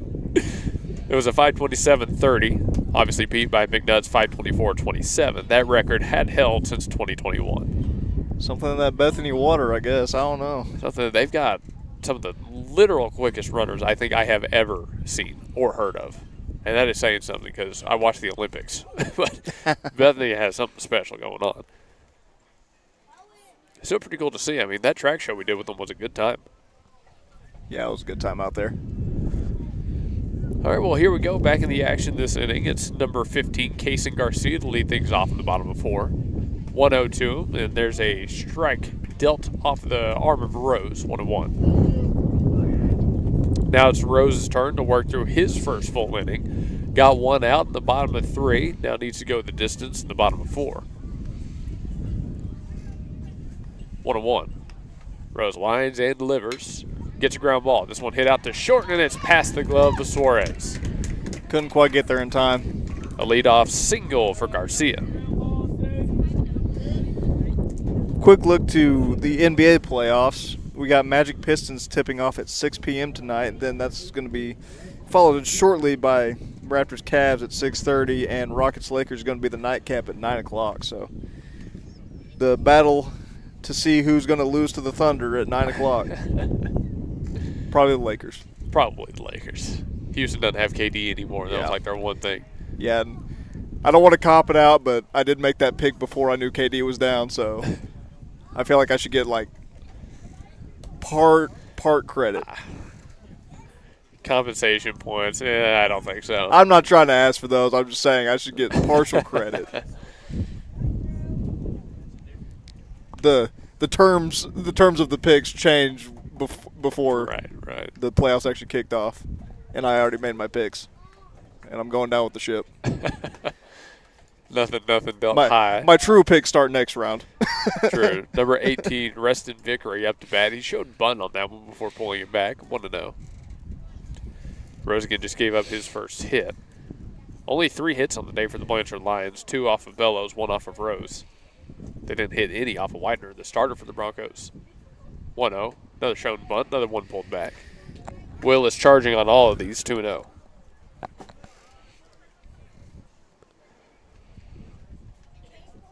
Weren't you telling me one time that you liked working on like bunt defense and PFPs and that stuff? I enjoyed it. Is that what we were talking about at the coaches show? Oh, we didn't talk about it at the coaches show. I can't remember. I have short-term memory. No, I did enjoy those drills, but they seemed repetitive. But I guess everything in baseball is repetitive. There's not too much ambiguity in baseball. No, not much. Another pickoff move over to first. That one thrown over well, but not in time. It's mostly grounders and fly balls. There's not a whole lot of difference. I don't know. When I was playing, and my teams were playing, you'd see something you'd never seen before every game. It's fair. 2-0 breaking ball thrown in there for strike number 1. Well, Rose. like I was third base, so I was always going down the third base line, and I'd just pick it up real quick and fire it. So right, it was pretty easy for me. I didn't have to spin or anything. Rose snuck in a curveball. See if it goes back to the breaker here to deal with the potential bunt. 2-1. Move over to first. Oh, good throw, not in time. See, who is actually playing in the pros right now? Because I know the Red Sox were starting. They won't be throwing the Bethany alum, but check on that real quick. 2-1. Runner goes. Ball high, throw down to second. Looks good. Is it in time? He almost got it. Nearly. It was a pretty good throw, just a little bit offline. Suarez had to try and make the tag a little high. Yeah, if Ozzie gets that throw a little bit further down, he probably gets him. 3-1 at the plate. It's a hitter's count. Hey, the Rangers beat the Yankees today. Let's go. Good, thank you. 3-1. Rose checks his runner. Now lifts and goes home. Shown bunt, and that's strike number 2. Reston Vickery kind of tried to sneak that one in there and wasn't prepared for the ball low outside.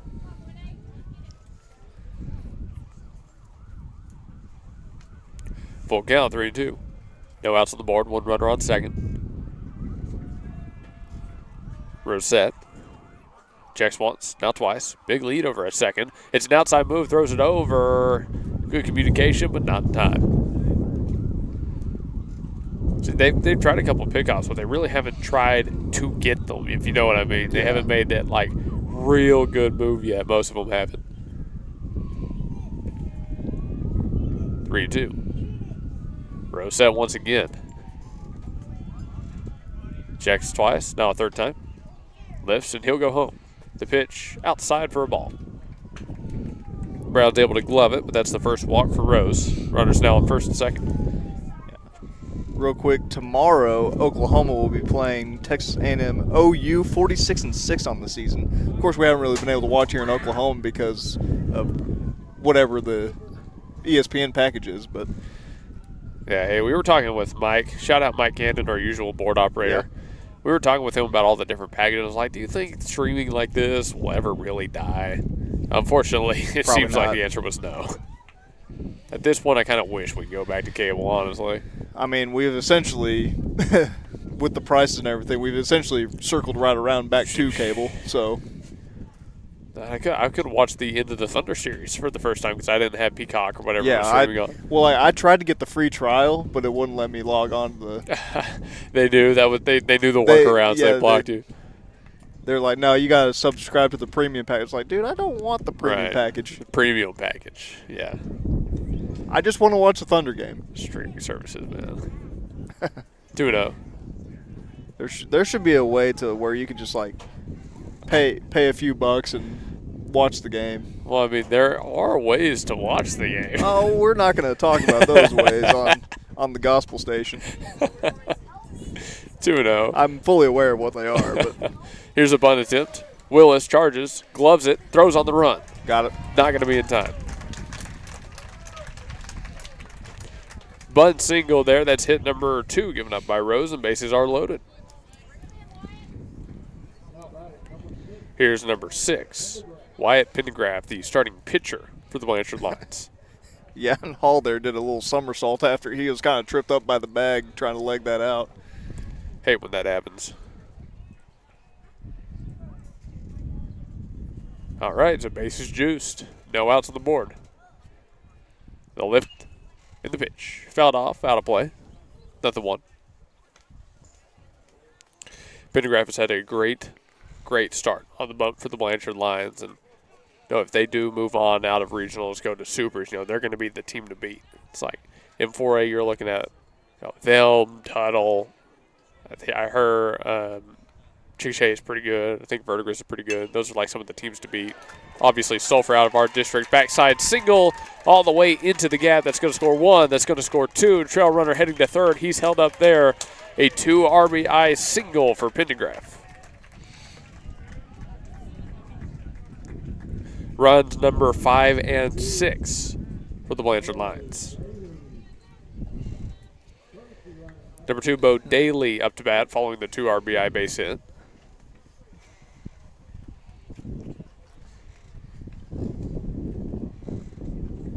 So your runners on the corners. It's Camden Hall at third and Pendergraft at first.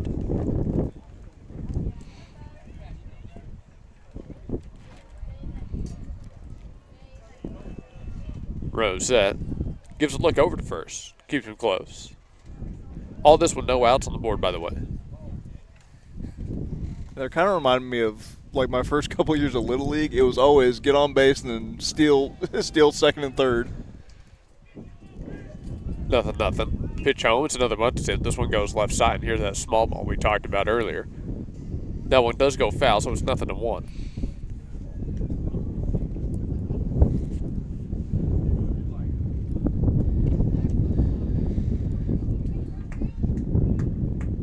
One thing I've noticed about a lot of the schools we see in 4A is that they're all really good in a lot of different sports.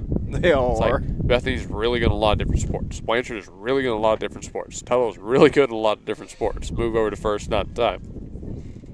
But if you see, down the road, I mean, think of all the different schools in just the OKC Metro in 4A that are really good at a bunch of different sports. Nothing to one. Runner goes to ball at the plate. Fake throw down by Brown. 1-1. Like Elgin is really good in a lot of different sports, like Community Christian. They were good in volleyball and basketball, and there is something special about 4A, I think. A lot of really good athletes in 4A, just all around. 1-1. Rose lifts and fires. Swing and a miss right there. And that was a swing to take it a mile by Bo Daly. 1-2. Got to find that first out somewhere. See if we can get him now. 1 ball, 2 strikes. Runners on second and third here in the bottom of 4. Rose has his 9. Taking his time. Now here's the pitch. 1-2 outside. Count him is out. 2-2. Yeah, down in Chickasha, they got Chickasha Western Heights in the first game. Ardmore Purcell, Ardmore Purcell, and then the winner plays the loser. Ardmore Purcell, that'd probably be pretty good. Pop up, staying on the infield. It's Suarez to get under it. He makes the call and the grab. 1 gone. Good bit of weak contact right there. One out on the board. No, Ardmore Purcell, just based on what we saw from Purcell, what we know about Ardmore, I bet you that turns into a pretty good game. Probably a good one. 1 gone. Runners remain on second and third. When Daly retired, here's number 14, Ash Foster.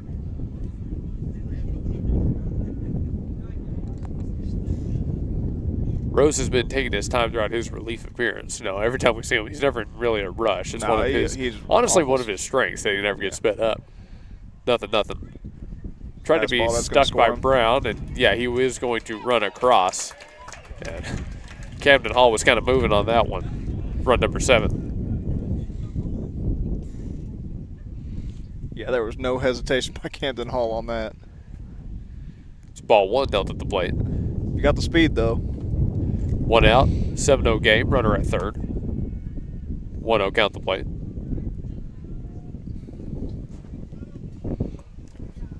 Pitch, 1 gone, tagged left side, heading out of play.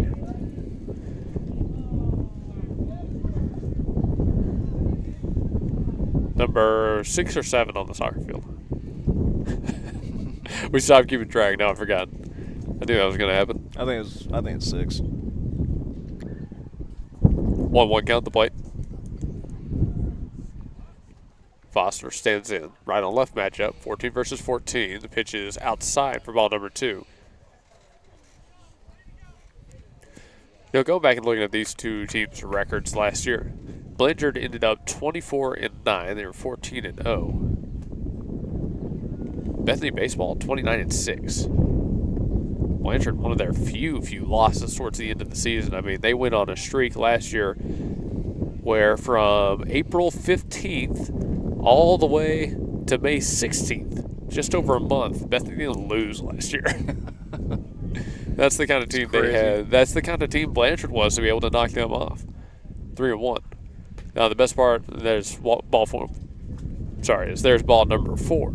The best part about this Bethany Broncos squad is that that's the kind of team they can get to in these next 2 to 3 years when this young class develops, when the sophomores become juniors, and so on and so forth.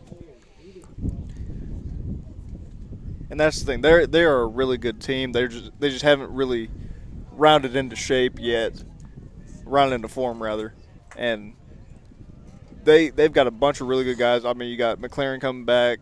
You got some seniors that you're going to lose, but they're not where they're going to be within the next couple of years quite yet. Move over to first. Runners on the corners here. 1 out. Up to bat, number 4, Bruin Heffernan, who we've seen a couple of times here today. Now, I don't know on our YouTube stream why that score is not updating. It's stuck at 04, and it won't update no matter what I do. Try a couple different fixes, see if it'll ever change. Probably not, from what it seems like.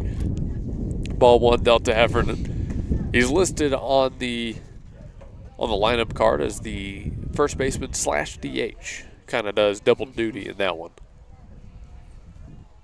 Obviously, with Pendergraph hitting for himself, there's not much of a need for a DH. Move over to first. Nothing going there. Still 1-0. Oh, you know, while I'm thinking about it, do got to give our shout out once again to Retro Rebel Boutique and Events in Yukon, Red River Credit also in Yukon, Indemnity Auto Group, brand new sponsors of ours that joined for the playoffs, both baseball and soccer. Strike Delta at the plate as the trail runner takes off. It's a stolen bag and a 1-1 count.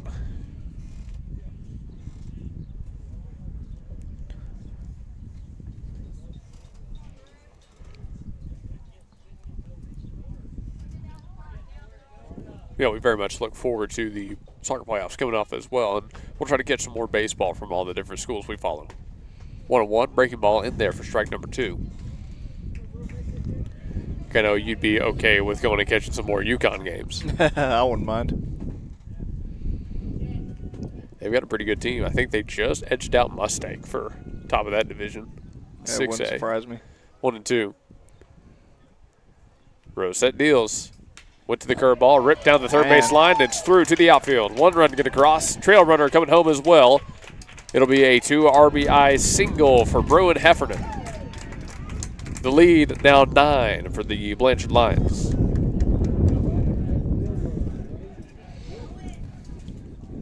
Hit number 4, given up off of Rose.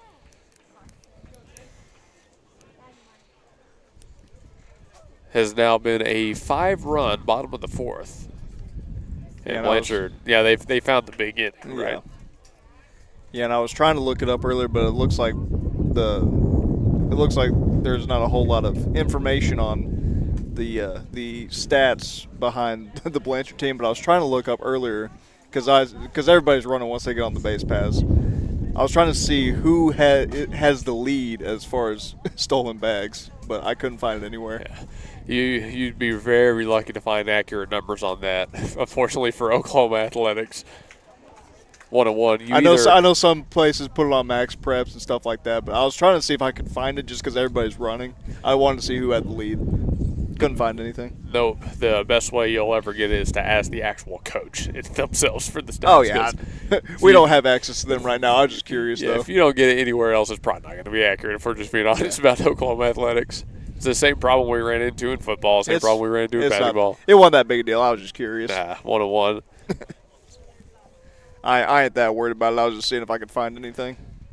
Max Preps had football stats, though, pretty accurately sometimes. I had a few teams that would say, as this one's ripped down into left field, does it go foul? It will.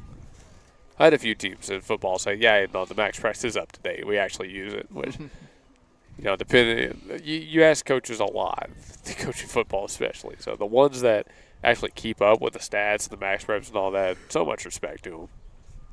Because that helps us out so much. That helps a lot. 1-2 after the foul ball. Brady Cook up to bat, the 9-hole batter. Maybe we can get your brother to keep stats for us. I mean, if somebody be willing to go through all of these sheets we take after these baseball games and just compile them in one big season stat book, that would be awesome. We need to just start doing them virtually, I guess. 2-2. We need to tell them to implement like Presto Sports or something. 2-2 pitch, runs up at the hands, nearly hit him, but it's going to be ball number 3. That's what SU uses, by the way, is Presto. We go in there and it's live stat. Everything is so nice. You saw when we were doing those games that one weekend. It's so nice. Looked fairly stupid proof, which I need. 3-2. 1 out on the board, runner on first. All of this in the bottom of the 4th. So far, a 5-run inning for the Blanchard Lions. This pitch swung on. Weak fly ball right side, but it's going to be in the exact right spot for a base hit. Both runners safe. The inning continues. 3 Broncos gave chase, but it fell just in between all of them. I mean, what are you supposed to do right there? That's a bloop shot right behind first where no one can get to it. I mean, what are you supposed to do? Yeah, you can. It's without an incredible effort, that wasn't getting to. Looks like we're having another mound visit here. This might be it for Rose. Not sure yet. One out on the board. We'll let them converse and see what happens when we come back. Need more money? Then save more money at Nimini Auto Group, 5951 Northwest 39th Expressway in Bethany. Nimini Auto Group is where your budget meets the open road with high-quality used vehicles at prices that won't break the bank. Step into a world of automotive wonder with many different makes and models, as well as flexible financing options, all supported by our friendly and helpful staff. Got a trade-in you want valued or looking to browse the lot yourself? Call 405-470-0141. Let's find your next ride at Nimini Auto today. Stop by 5951 Northwest 39th Expressway, 405-470-0141. Rose stays out on the bump following the mound visit. They're going to let him keep going. Number 9, Colt Ellison up to bat. Leadoff batter we've seen more than a few times here today. Runner in scoring position. First and second occupied, only one out on the board. Rose fires in a fastball and gets a first pitch strike here. Jaden Rose in his relief appearance has given up 5 hits and 5 runs. He's walked 2, struck out none. He's gone he's gone 2/3 of an inning now, approaching a full inning of work. Trying to retire Ellison. If he can get the right ground ball, they'll be out of it and head to the 5th. This pitch swung on, ground ball over to third. Knocked down by Willis. Does he have a play at first? Not in time. Couldn't quite handle it. Got to load up the bases. Ellison on again today. Kason Garcia, who has had an electric day at the plate, steps back up for the Blanchard Lions.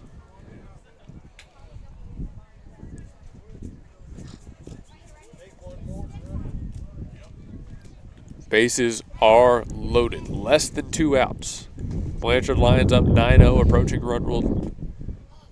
Trying to earn their spot in Super Regionals after this. Strike one out there. Now they've got their back-to-back to play against Cash before day 1 is over, so all the fans are going to be here for a while longer. Yeah, they'll be here for a bit. They're actually going to be out here so long it's going to start to get cold again. The way that Blanchard's been playing, maybe not. Another one from Rose, crosses high. One's all across the board.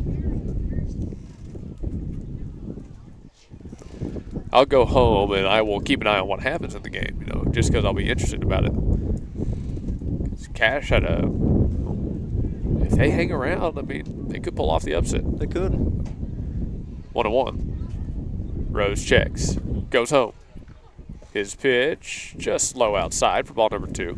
I said for those who are with us in game 1 while we were doing our pregame show and our intro, I called Blanchard the state champs. I called Bethany the dark horse because we believe that's what they were. And then I called Cash the X Factor. And I feel like all the teams have kind of lived up to the name. Oh, yeah. If Bethany last game could have got the bats going and they would have brought a couple runners across, we'd be playing with house money right now because no one expects them to beat Blanchard. And that one's taken for a bit of a ride. That one's going to drop well in the right center gap. 1 run will cross. 2 runs will cross. The throw comes in from the fence, but they're going to try and get a 3rd run across. There's the throw home. He's got to get down. The tag is applied, but not in time. A 3 RBI double. And like I said, an electric day at the plate for Kason Garcia. He has done nothing but mash baseballs today. Yeah, he got a hold of one earlier. Now we have another mound visit coming out from the Bethany side. The lead is 12 for the Blanchard Lions. Let's go to one more break. We'll come back after this. It's Girls' Day every day at Retro Rebel Boutique in Yukon, 1010 Garth Brooks Boulevard, Suite 110. If you are looking for style and fashion for women and children at an affordable price, shop at Retro Rebel and see the amazing selection of clothing and jewelry we have to offer. Tops, bottoms, hats, footwear, we've got it all at Retro Rebel Boutique. We sell beautiful jewelry like our diamond earrings and pearl necklaces, and with our one-of-a-kind jewelry creation service, you get to choose your bling. New arrivals come in constantly, and Oliver & Co. fragrances paired with gift cards make perfect gifts for those close to you. Call 405-868-7719 or stop by 1010 Garth Brooks Boulevard, Suite 110 in Yukon. Eris Lunara Med Spa and Aesthetics at 800 South Garth Brooks Boulevard, Suite 100 utilizes cutting-edge technology and personalized treatment plans centered around your goals, your comfort, and your natural beauty. Experience a range of services from IV therapy, Sculptra, acne treatments, and much more. With state-of-the-art machines like the T-Shape 2, Eris Lunara offers non-invasive, proven, and natural solutions for healthier skin that will have you feeling exquisite and rejuvenated. Other services like platelet-rich plasma therapy and peptide therapy not only enhance your natural features, but promote recovery and health at all levels. Call 405-563-1255 or stop by 800 South Garth Brooks Boulevard, Suite 100 to find out about what Eris Lunara Med Spa and Aesthetics can do for you. Remember, call 405-563-1255 today. Say aloha to your new favorite shaved ice and coffee shop, Aloha Shaved Ice. On the corner of Northwest 39th Expressway and Council. Aloha brings the summer vibes no matter what the weather looks like outside. Their year-round shaved ice means you get to enjoy classic flavors like grape, strawberry, and cotton candy, while their extensive selection of coffee complements that chill flavor perfectly. Looking for something different? Aloha has specialty drinks for days. Try the Banana Split, Fuzzy Monkey, Spider-Man, or Shrek. And trust us when we say that's only a small part of their specialty lineup. Sharp-eyed visitors may also notice Aloha's local support and drinks like the Bethany Bronchos, SNU Crimson Storm, SCU Eagles, and Boomer Sooner. You can enjoy games like chess or Candyland while you dine in the cozy atmosphere or sit outside and find yourself whisked away to the shore. Kick back with all your friends at Aloha, 8000 Northwest 39th Expressway. Call 405-633-7778 and remember that you can take that sunshine with you thanks to their drive-thru lane. Aloha Shaved Ice and Coffee Shop, 8000 Northwest 39th Expressway. 405-633-7778. New pitcher for the Bethany Broncos. Coming in from center field, it's Damon Aguilar. He faces down number 18, Reston Vickery, for his first at-bat. 1-0 count on him. Inherits a runner in scoring position. He's situated on second with only one out on the board. 1-0 pitch from Aguilar. Went to a little bit of a breaker pitch there. 2-0, left low. Yeah, and at this point, I think it's pretty safe to say that our on-screen score display is not going to be updating anytime soon. 12-0 the score if you've just now joined us. You've missed a game, 2-0. Aguilar checks second, goes home.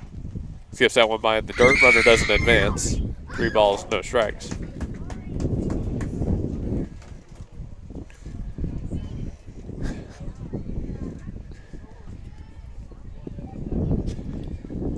Do we want to talk about it, or I was trying to make a joke. I was trying to think of something witty to say. 3-0. That one is a called strike. It'll keep Vickery in the box. 3-1. It's been that kind of day, kiddo. You know. I was going to say something about a ball in the dirt, but I was like, nothing was really coming to mind. 3-1. A ball in the dirt is worth 2 in the bush, or something like that. What's that mean? I don't know. Nothing makes sense today. Aguilar walks him on the 3-1 breaking ball. And we're back to Hall. Jaden Rose came out of this game after 2/3 of an inning pitched. He gave up 6 hits, 8 runs on those hits. He also walked 2. All 8 of those really came in the bottom of the 4th. He entered the game to get out of the 3rd, got that one out. Then we come here and the offense explodes for Blanchard. Yeah, they've had multiple wins this season by 5 or more, several by 10 or more runs, so this is not really a shock. When we say they are the defending state champs, they are the defending state champs. All right, here we go, Aguilar to the new batter. Double play is on the board here. He looks in, deals. There's the ground ball up the middle, but it's through the infield. Probably going to score another one. Not on this one. They're all going to hold up after one. They're going to hold them up. It's a single for Campton Hall, the cleanup man. Bases loaded. Now for number 6, Wyatt Pendergraft. No, they are up so much to where they will not be sending them on extra bases. Pendergraft stands in. Still that same double play on middle infield, playing back for the Bethany Bronchos here. Nothing. Aguilar lifts and goes home. Fastball jumped on, ripped into left field. That will score That'll one. Score him. And they will not send the trail runner. It's an RBI single as the throw comes in. 13-0.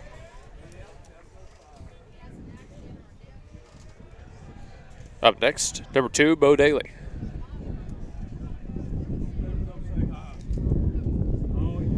He's Daily Bo.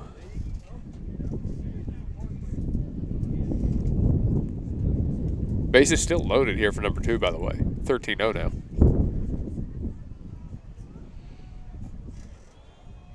Aguilar looks, steals the 0-0, and goes back inside, but this one for a ball. Well, let me give you some breaking news, because I wanted to talk about this for a little bit. The NCAA has initiated the final steps to expand the men's and women's NCAA basketball tournament to 76 teams. The expansion is on track to be formalized in mid-May. Another ball ripped into left field. That'll be another RBI single. The Lions go base to base, 14-0. Well, what do you think about 76 teams in the college basketball tournament? I think that's a lot. It's too much. It definitely feels like it's a lot, but plainly said, it's too much. I guess it's more money for them. That's what matters. Yeah, whatever. I mean, it's the same reason they're going to expand the college football playoff in however many years. It's more money, more games, more money. Yeah, pretty much. I mean, that's the reason you do anything, right? It's the reason. Yep. It's the reason the NFL went to 17 games. Here's the next pitch to the new batter on the 1-0. It is thrown in there. Strike number 1. Up next, number 14, Ash Foster, the catcher. Hey, for all Bethany middle schoolers, all 6th grade baseball players, they have a tryout for summer baseball on Thursday, May 21st. It lasts from 3:30 to 5 p.m. Contact Coach Lee or Coach Phillips with any questions. That's middle school baseball tryouts. A single back into center field will allow another run to cross. The hits just keep coming for the Blanchard Lions here. The runs just keep scoring, 15-0. Got a new batter up to bat. This is number 12. Yeah, not much you can do. You're doing your job and throwing strikes. They're just getting a hold of them. Jace Domer up to bat. Found him on the lineup sheet. Domer steps in, 1 out on the board, bases loaded.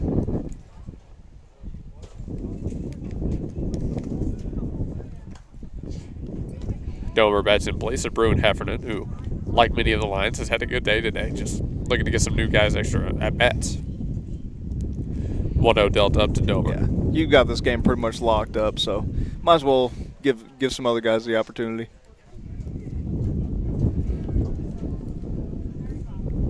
Aguilar set. Lifts and deals the 1-0. Swung on. Got a pop-up out of him. This should be a long weighted out number 2, and it will be. Tagging up from third is the lead runner. Actually, both third and second will advance. There's run number 16 on the sac fly. It does put out number 2 on the board, and a runner's on the corner situation means that there's a force at second base as well. Aguilar faces down number 42, Brady Cook. No, it switched to number 24 in his spot. This is Dalen Price.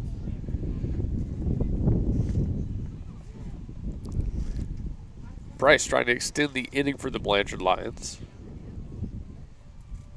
16-0. Takes ball number 1. Tells this guy to hold up. 1-0.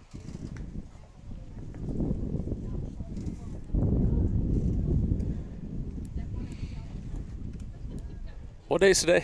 It's Wednesday. It's Wednesday. Yeah, we were talking about that Our earlier. days are all thrown off. I don't know why I forgot, but I was thinking, what do I have to do tomorrow? 1-0. Swung on, fouled straight into Brown. I think they should give him the what outboard do we have to do tomorrow? Well, let's see. At the rate this is going, we're probably not playing baseball tomorrow, so we'll check in, like I said, on some other high school schedules. Might see what a Tuttle is up to, a Carl Albert, a Mustang, a Yukon, one of those. Then if they're not doing anything, I mean, just kind of business as usual. 1-1 low outside for ball number 2. We just wait until next week with soccer and their shows.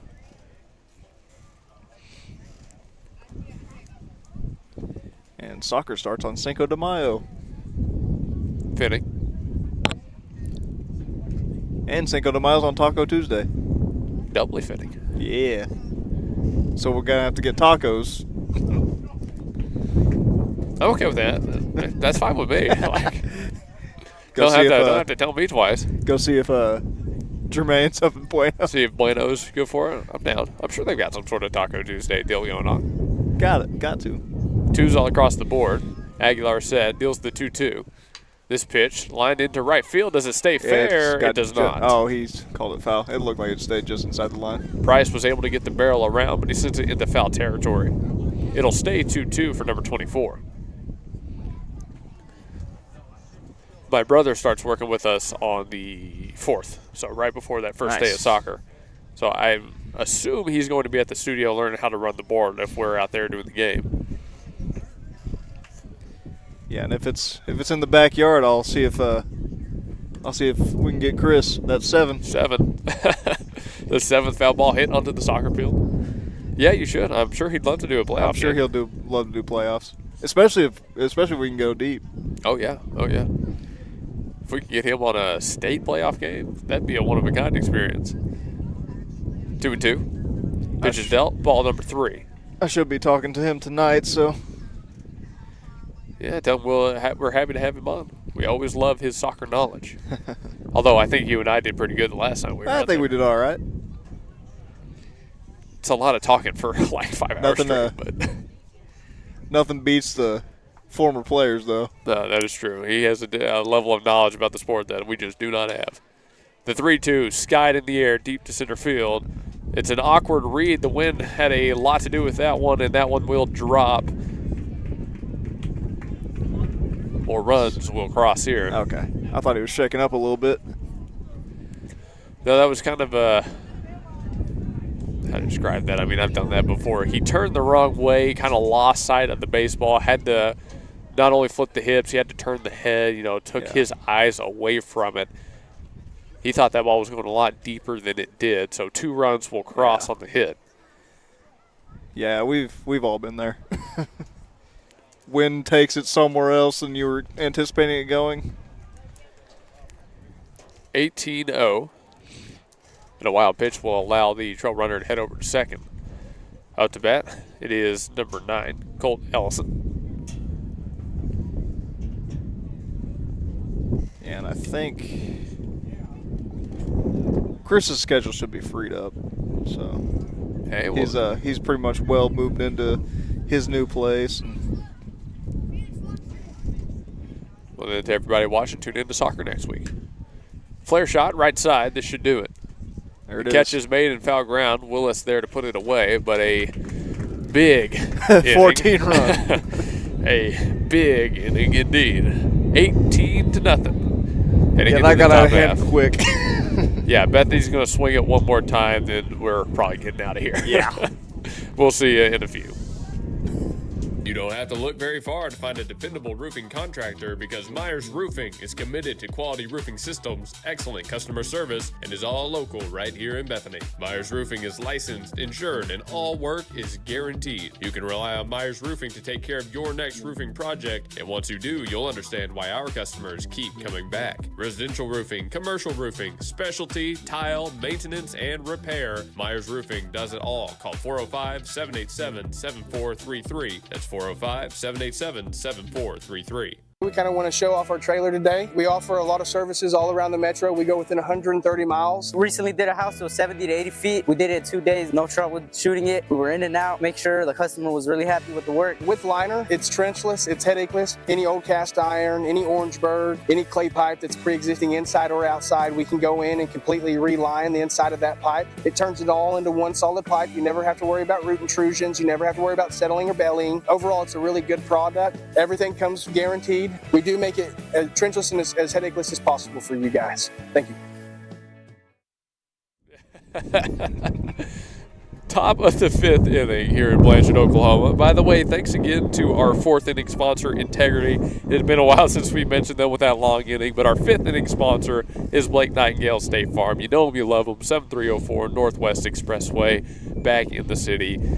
Can't speak highly enough on Blake. You know, every time we go to visit him, he and his staff are always super friendly. They let us come do our interviews. We chat it up with them. They're great people, and you'll love talking to them too. 7304 Northwest Expressway. Blake insures everything, home, life, auto, and more. Trip Williams leads this thing off for Bethany at the top of the 5th. He takes a first pitched ball. We've seen him once today. He struck out in a 1-2 count. See what he can do here. The 1-0 pitch to him. It's a fastball. Runs inside. Just barely missed the zone. 2 balls, no strikes. Now, I don't know if we're seeing new bats for Bethany in this inning. We probably will. 2-0. Williams takes that one out of play. 2-1. But yeah, this is going to be Tripp's last of his career. So his high school career. His high school career. Never count out what could happen of his after. Bethany Bronco career. So let him get one more AB. Oh yeah, for the senior for sure. 2-2 here, especially for the last healthy. I almost said surviving. I felt like that was wrong. Not surviving. The last senior taking the field. Oh, and he gets called out on strikes. Low outside corner again. That's been a deadly pitch for Pendergraph, who is still working on the bump, by the way. All right, after the strikeout, here's number 14, Jaden Rose. Rose struck out his last time up as well. Maybe they aren't doing new bats. He comes out swinging at the nothing, pops this one up. It'll stay on the infield. It'll be short coming over to make the grab. And that is put away by Colt Ellison. 2 gone. And Stoley's up. Stoley Melton. I figured we'd see at least one, right? Batting in place for Cruz Burleson. See what big 3-0 can do here. 2 gone, no one on. Should be the final half inning of our game. Yeah, we're well past run rule. Yo, pitch to Melton. Sees a fastball in there for strike number 1. I don't believe that they will make up 9 runs in the next 1 out. It could happen, but I'm not seeing it. Technically, it could happen, yes. Nothing to 1. Swing and a miss right there for Melton. Nothing to 2. I don't see it happening, but it could. We just hit the 2-hour mark in today's game. By the way, it's 5 o'clock p.m. Central Time. Thanks for everybody who's been joining us. The 0-2 pitch in there, and strike there's 3. The punch out. Right at 5 o'clock p.m., that'll do it. Bethany upset by Cash, then defeated by Blanchard. They go 0-2 on the day. We're going to go to a quick break. When we come back, the post-game show. So don't go anywhere. We'll recap how we got to this point and a little bit of the season. Hello again, everyone. Welcome. We are out on Northwest Expressway with the very neighborly, friendly confines, that's a good word, of State Farm Insurance, Blake Nightingale. Ladies and gentlemen, I have walked through this place so many times. They're so patient with me when I walk from the front to the back. They're still friendly and smiling. You know, I mean, great people. We love to come into State Farm Insurance. And, you know, we always emphasize locally owned and operated. You can see the difference here at Blake Nightingale State Farm Insurance. So let's sit down and talk with Blake. Blake, how are you doing today? I'm doing great. A beautiful spring morning. Obviously, if it doesn't mean spring in Oklahoma unless there's severe weather opportunities. But it's a beautiful morning out here today. And you know, that is true. We do have severe weather opportunities, which opportunities say, oh, well, if that's opportunity, I'll pass. But that doesn't always work, does it? No. But what I wanted to at least talk to you a few minutes about, it's spring, severe weather. We've got end-of-school activities like proms and graduations, and we have vacations coming up. So all of a sudden, all this kind of things come through my head. You've got homeowners insurance, you've got renters insurance, you've got travel. What kind of insurance can you help with people coming into spring? Yeah. Of course, we think of roofs and houses too. Absolutely. So we do it all. I mean, we've got the trifecta. We usually do auto, home, and life. Home basically means, you know, you're either structure or all your personal contents. And so, you know, we try to say we're kind of a one-stop shop. And so whatever those insurance needs are, we're here to help out in any way we can.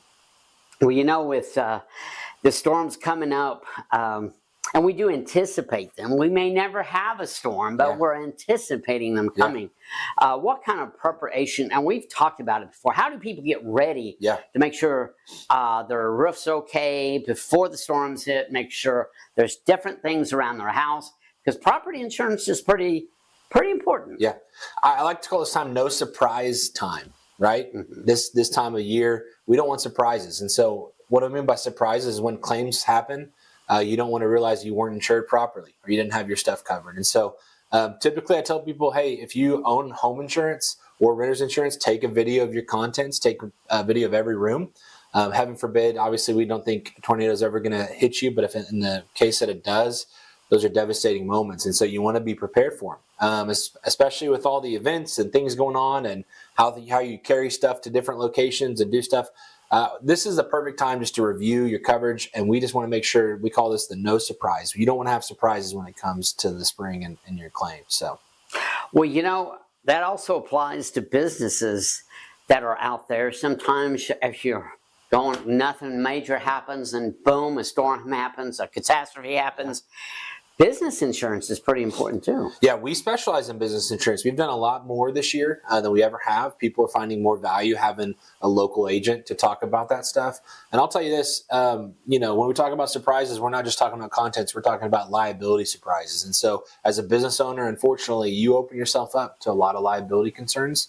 And it's our job to make sure that you're protected and you can feel confident that you're running a business in a safe way. So. Yes, I, you know, that Murphy's Law thing, if something's going to happen, well, you know, probably going to if it can. Yeah. But I mean, you can have somebody walk through your door and trip over something you didn't realize was even there, or maybe a tile that is broken and you're not noticing and somebody trip over it and fall. There's all kind of things that can happen. Yeah, unfortunately, we live in a society today where, you know, you're going to find a local lawyer if you need one. And so at the end of the day, you just want to make sure you're prepared, and you want to make sure that you have no surprises and that your coverage covers what you intended to cover. And so that's kind of what we love and have passionate for. And even if you don't go with us, we want to be a resource. And so that's what we're here for. We got 6 licensed staff members to do that. And so we love to kind of make sure that we're taking care of all your bases. So that brings up another question to me. You've got somebody that's shopping for insurance, you know, and they want to shop local. They're that 800 number. They don't care. I'll clear over in Chicago or California. You're right here. How does that process go where they're comfortable coming in and talking to you about getting a quote for insurance? Yeah. So a lot of people do things in different ways, right? Like I think at the end of the day, you know, using technology, using online space is a huge tool and advantage for a lot of consumers. But at the end of the day, people want that physical touch at certain moments through the process. And so whether that's questions on the quote, talk about questions about how they're covered, or they just want to shake a hand and know who they're dealing with. Absolutely. We love having an open door. We want to make sure you come in. If you want to come in, we love it. We love having people come in and meet us face to face. And we also love people that want to do things over the phone as well. But the thing of it is we love relationships. We want to be the good neighbor. So when you call in, you know you're going to talk to somebody that's here right down the street from you, and that's important to us. Well, you know, I can vouch for that because I've been coming in here ever since you opened. Yeah, from the day you came in, I came tagging along right there, and always have been friendly and helping me, and it's good conversation, and I encourage people to shop local and be local, and State Farm. And we're from the same hometown, so we know what the hometown feeling is, Enid, Oklahoma. So what would you tell people on any insurance in coming to see you and how important it is to shop local? I would just say give us a shot and feel the fresh air of what insurance can be. I know a lot of people think it's a pain and it's something you have to do, but give us an opportunity, give us a call. I think you'll be pleasantly surprised how easy transition it is. You can call or text us. Our phone number is 405-728-1313. And at the end of the day, we want to be that good neighbor. And I think that people coming through our doors or giving us a call will see that insurance can be done in a different way, and hopefully they love it. Yeah, you already knew what my next question was. That's how you can But tell us the address again and any other information before we begin to close this. Yeah, we're located at 7304 Northwest Expressway, just west of the Canes there. And you can call, text anytime at 405-728-1313. And we're here to help you out. And that's what's so cool, too, nowadays. You can text that. Yeah. And so when you get a chance to look at it, you already know what's going on. So. Yeah. Text us, call us, however you want to communicate. We'll make it happen. And I want to emphasize again the staff here as friendly and welcoming as you can find in any business, including insurance business. So that's very good. Well, we thank you, and we hope to hear from you all soon. And we return for the Blake Nightingale post-game show live from Blanchard, Oklahoma, following today's doubleheader matchup for the Bethany Bronchos. A pair of unfortunate losses, but that's how the cookie crumbles sometimes, eh, Blake? It is. It really is. At the end of that one, 18-0 win for the Blanchard Lions. They now play cash in the final game today.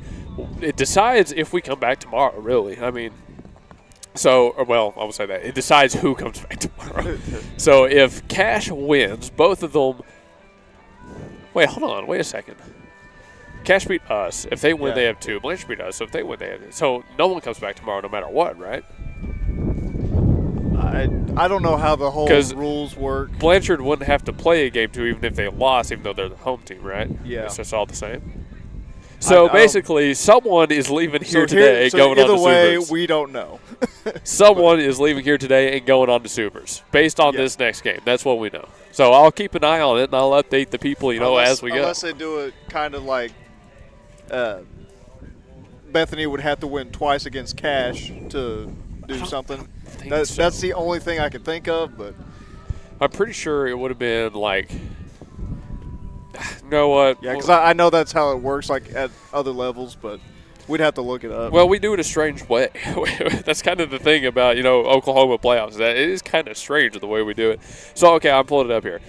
So tomorrow it would have been if one team has 1 loss and one team has no losses. So if say Blanchard won this and we had beaten Cash, then they would have gotten back and played Game 4 tomorrow.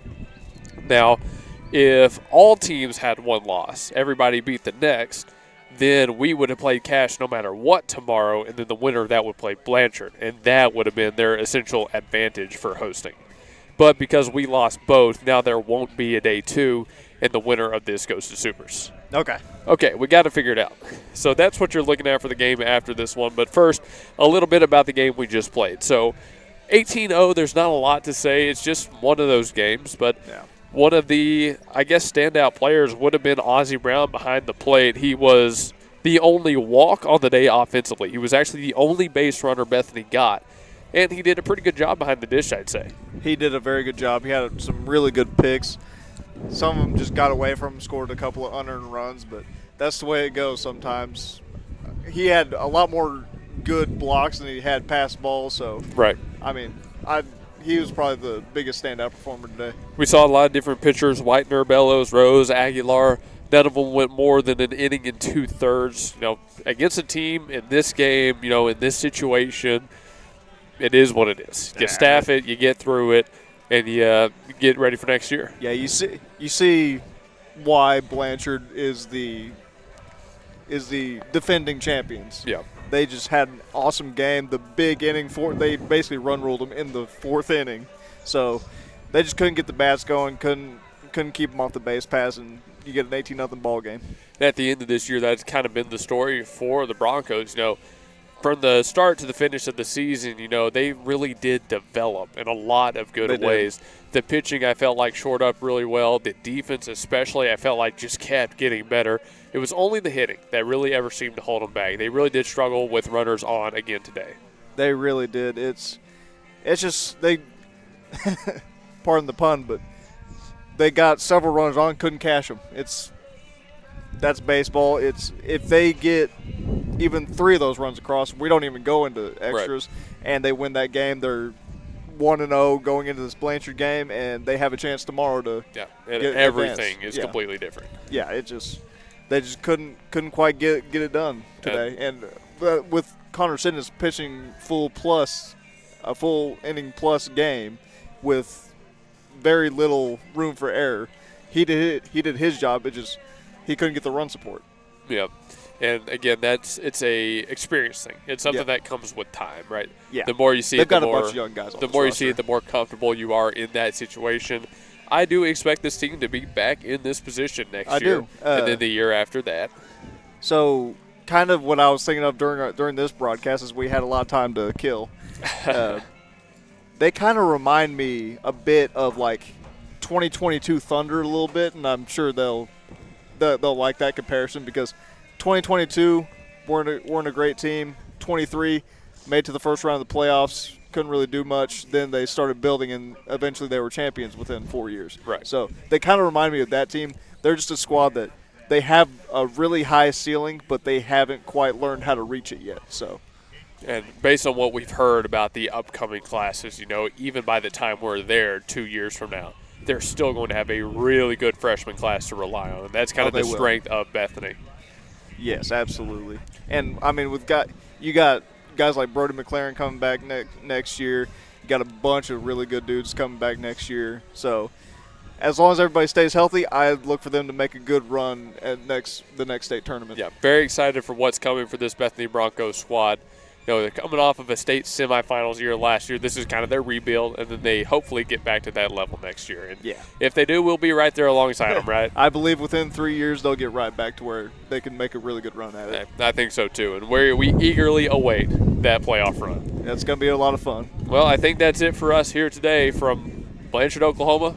Got to give a big thank you to everybody at Blanchard for letting us come by and do this. We set up right behind the field, right by the press box. We're kind of in everybody's way, but they were all super great about it. And we love every time we get to come down here. Beautiful town, beautiful field, great people. So great stuff. Thanks to Blanchard. Thanks to everybody who was watching or listening online, YouTube, Live 365, no matter what. And everybody who's been showing support on Facebook, we very much appreciate it. Thanks to Bethany, the Broncos, Coach Lee, his crew, and all the players for letting us come and do this all season. It's always a great time. We're glad they enjoyed it. Oh, they had a blast. We loved every minute of it. Finally, thanks to Mike and Daniel back at the studio. Blake, thanks to you for coming down and doing these games with me. Oh, it's been a lot of fun. And thanks to all of our sponsors, of course. Blake Nightingale, our stream sponsor, Simplify, Ship It Sooner, Myers Roofing, C&J Sporting Goods, Coyote Pond, everybody that helps us on that pregame stuff. Stan's Plumbing, all our inning sponsors. Going to go through them. C&J, Aloha. Sorry. C&J, Aloha, Victory Mattress Outlet, Integrity, Blake again, Apple Tree Antique Gallery, Tanko Mechanical and Electrical, all our new sponsors, Retro Rebel, Red River Credit, Nimini Auto Group, and anybody who's helped us out ever on this broadcast. You should do this for a living. You're pretty good at that. I remembered them all. Been doing this for a little bit. Just a bit. We're signing off here. It's 5:16 p.m. That game lasted exactly 2 hours. Yep. And we're done. All right, folks, we'll send you on your way. Have a great rest of your night. God bless. Remember, tune in to playoff soccer next week. We're going to have a great time out there, expecting them to go on a potential state championship run. Oh, yeah, that'll be a blast. All right, we're done here.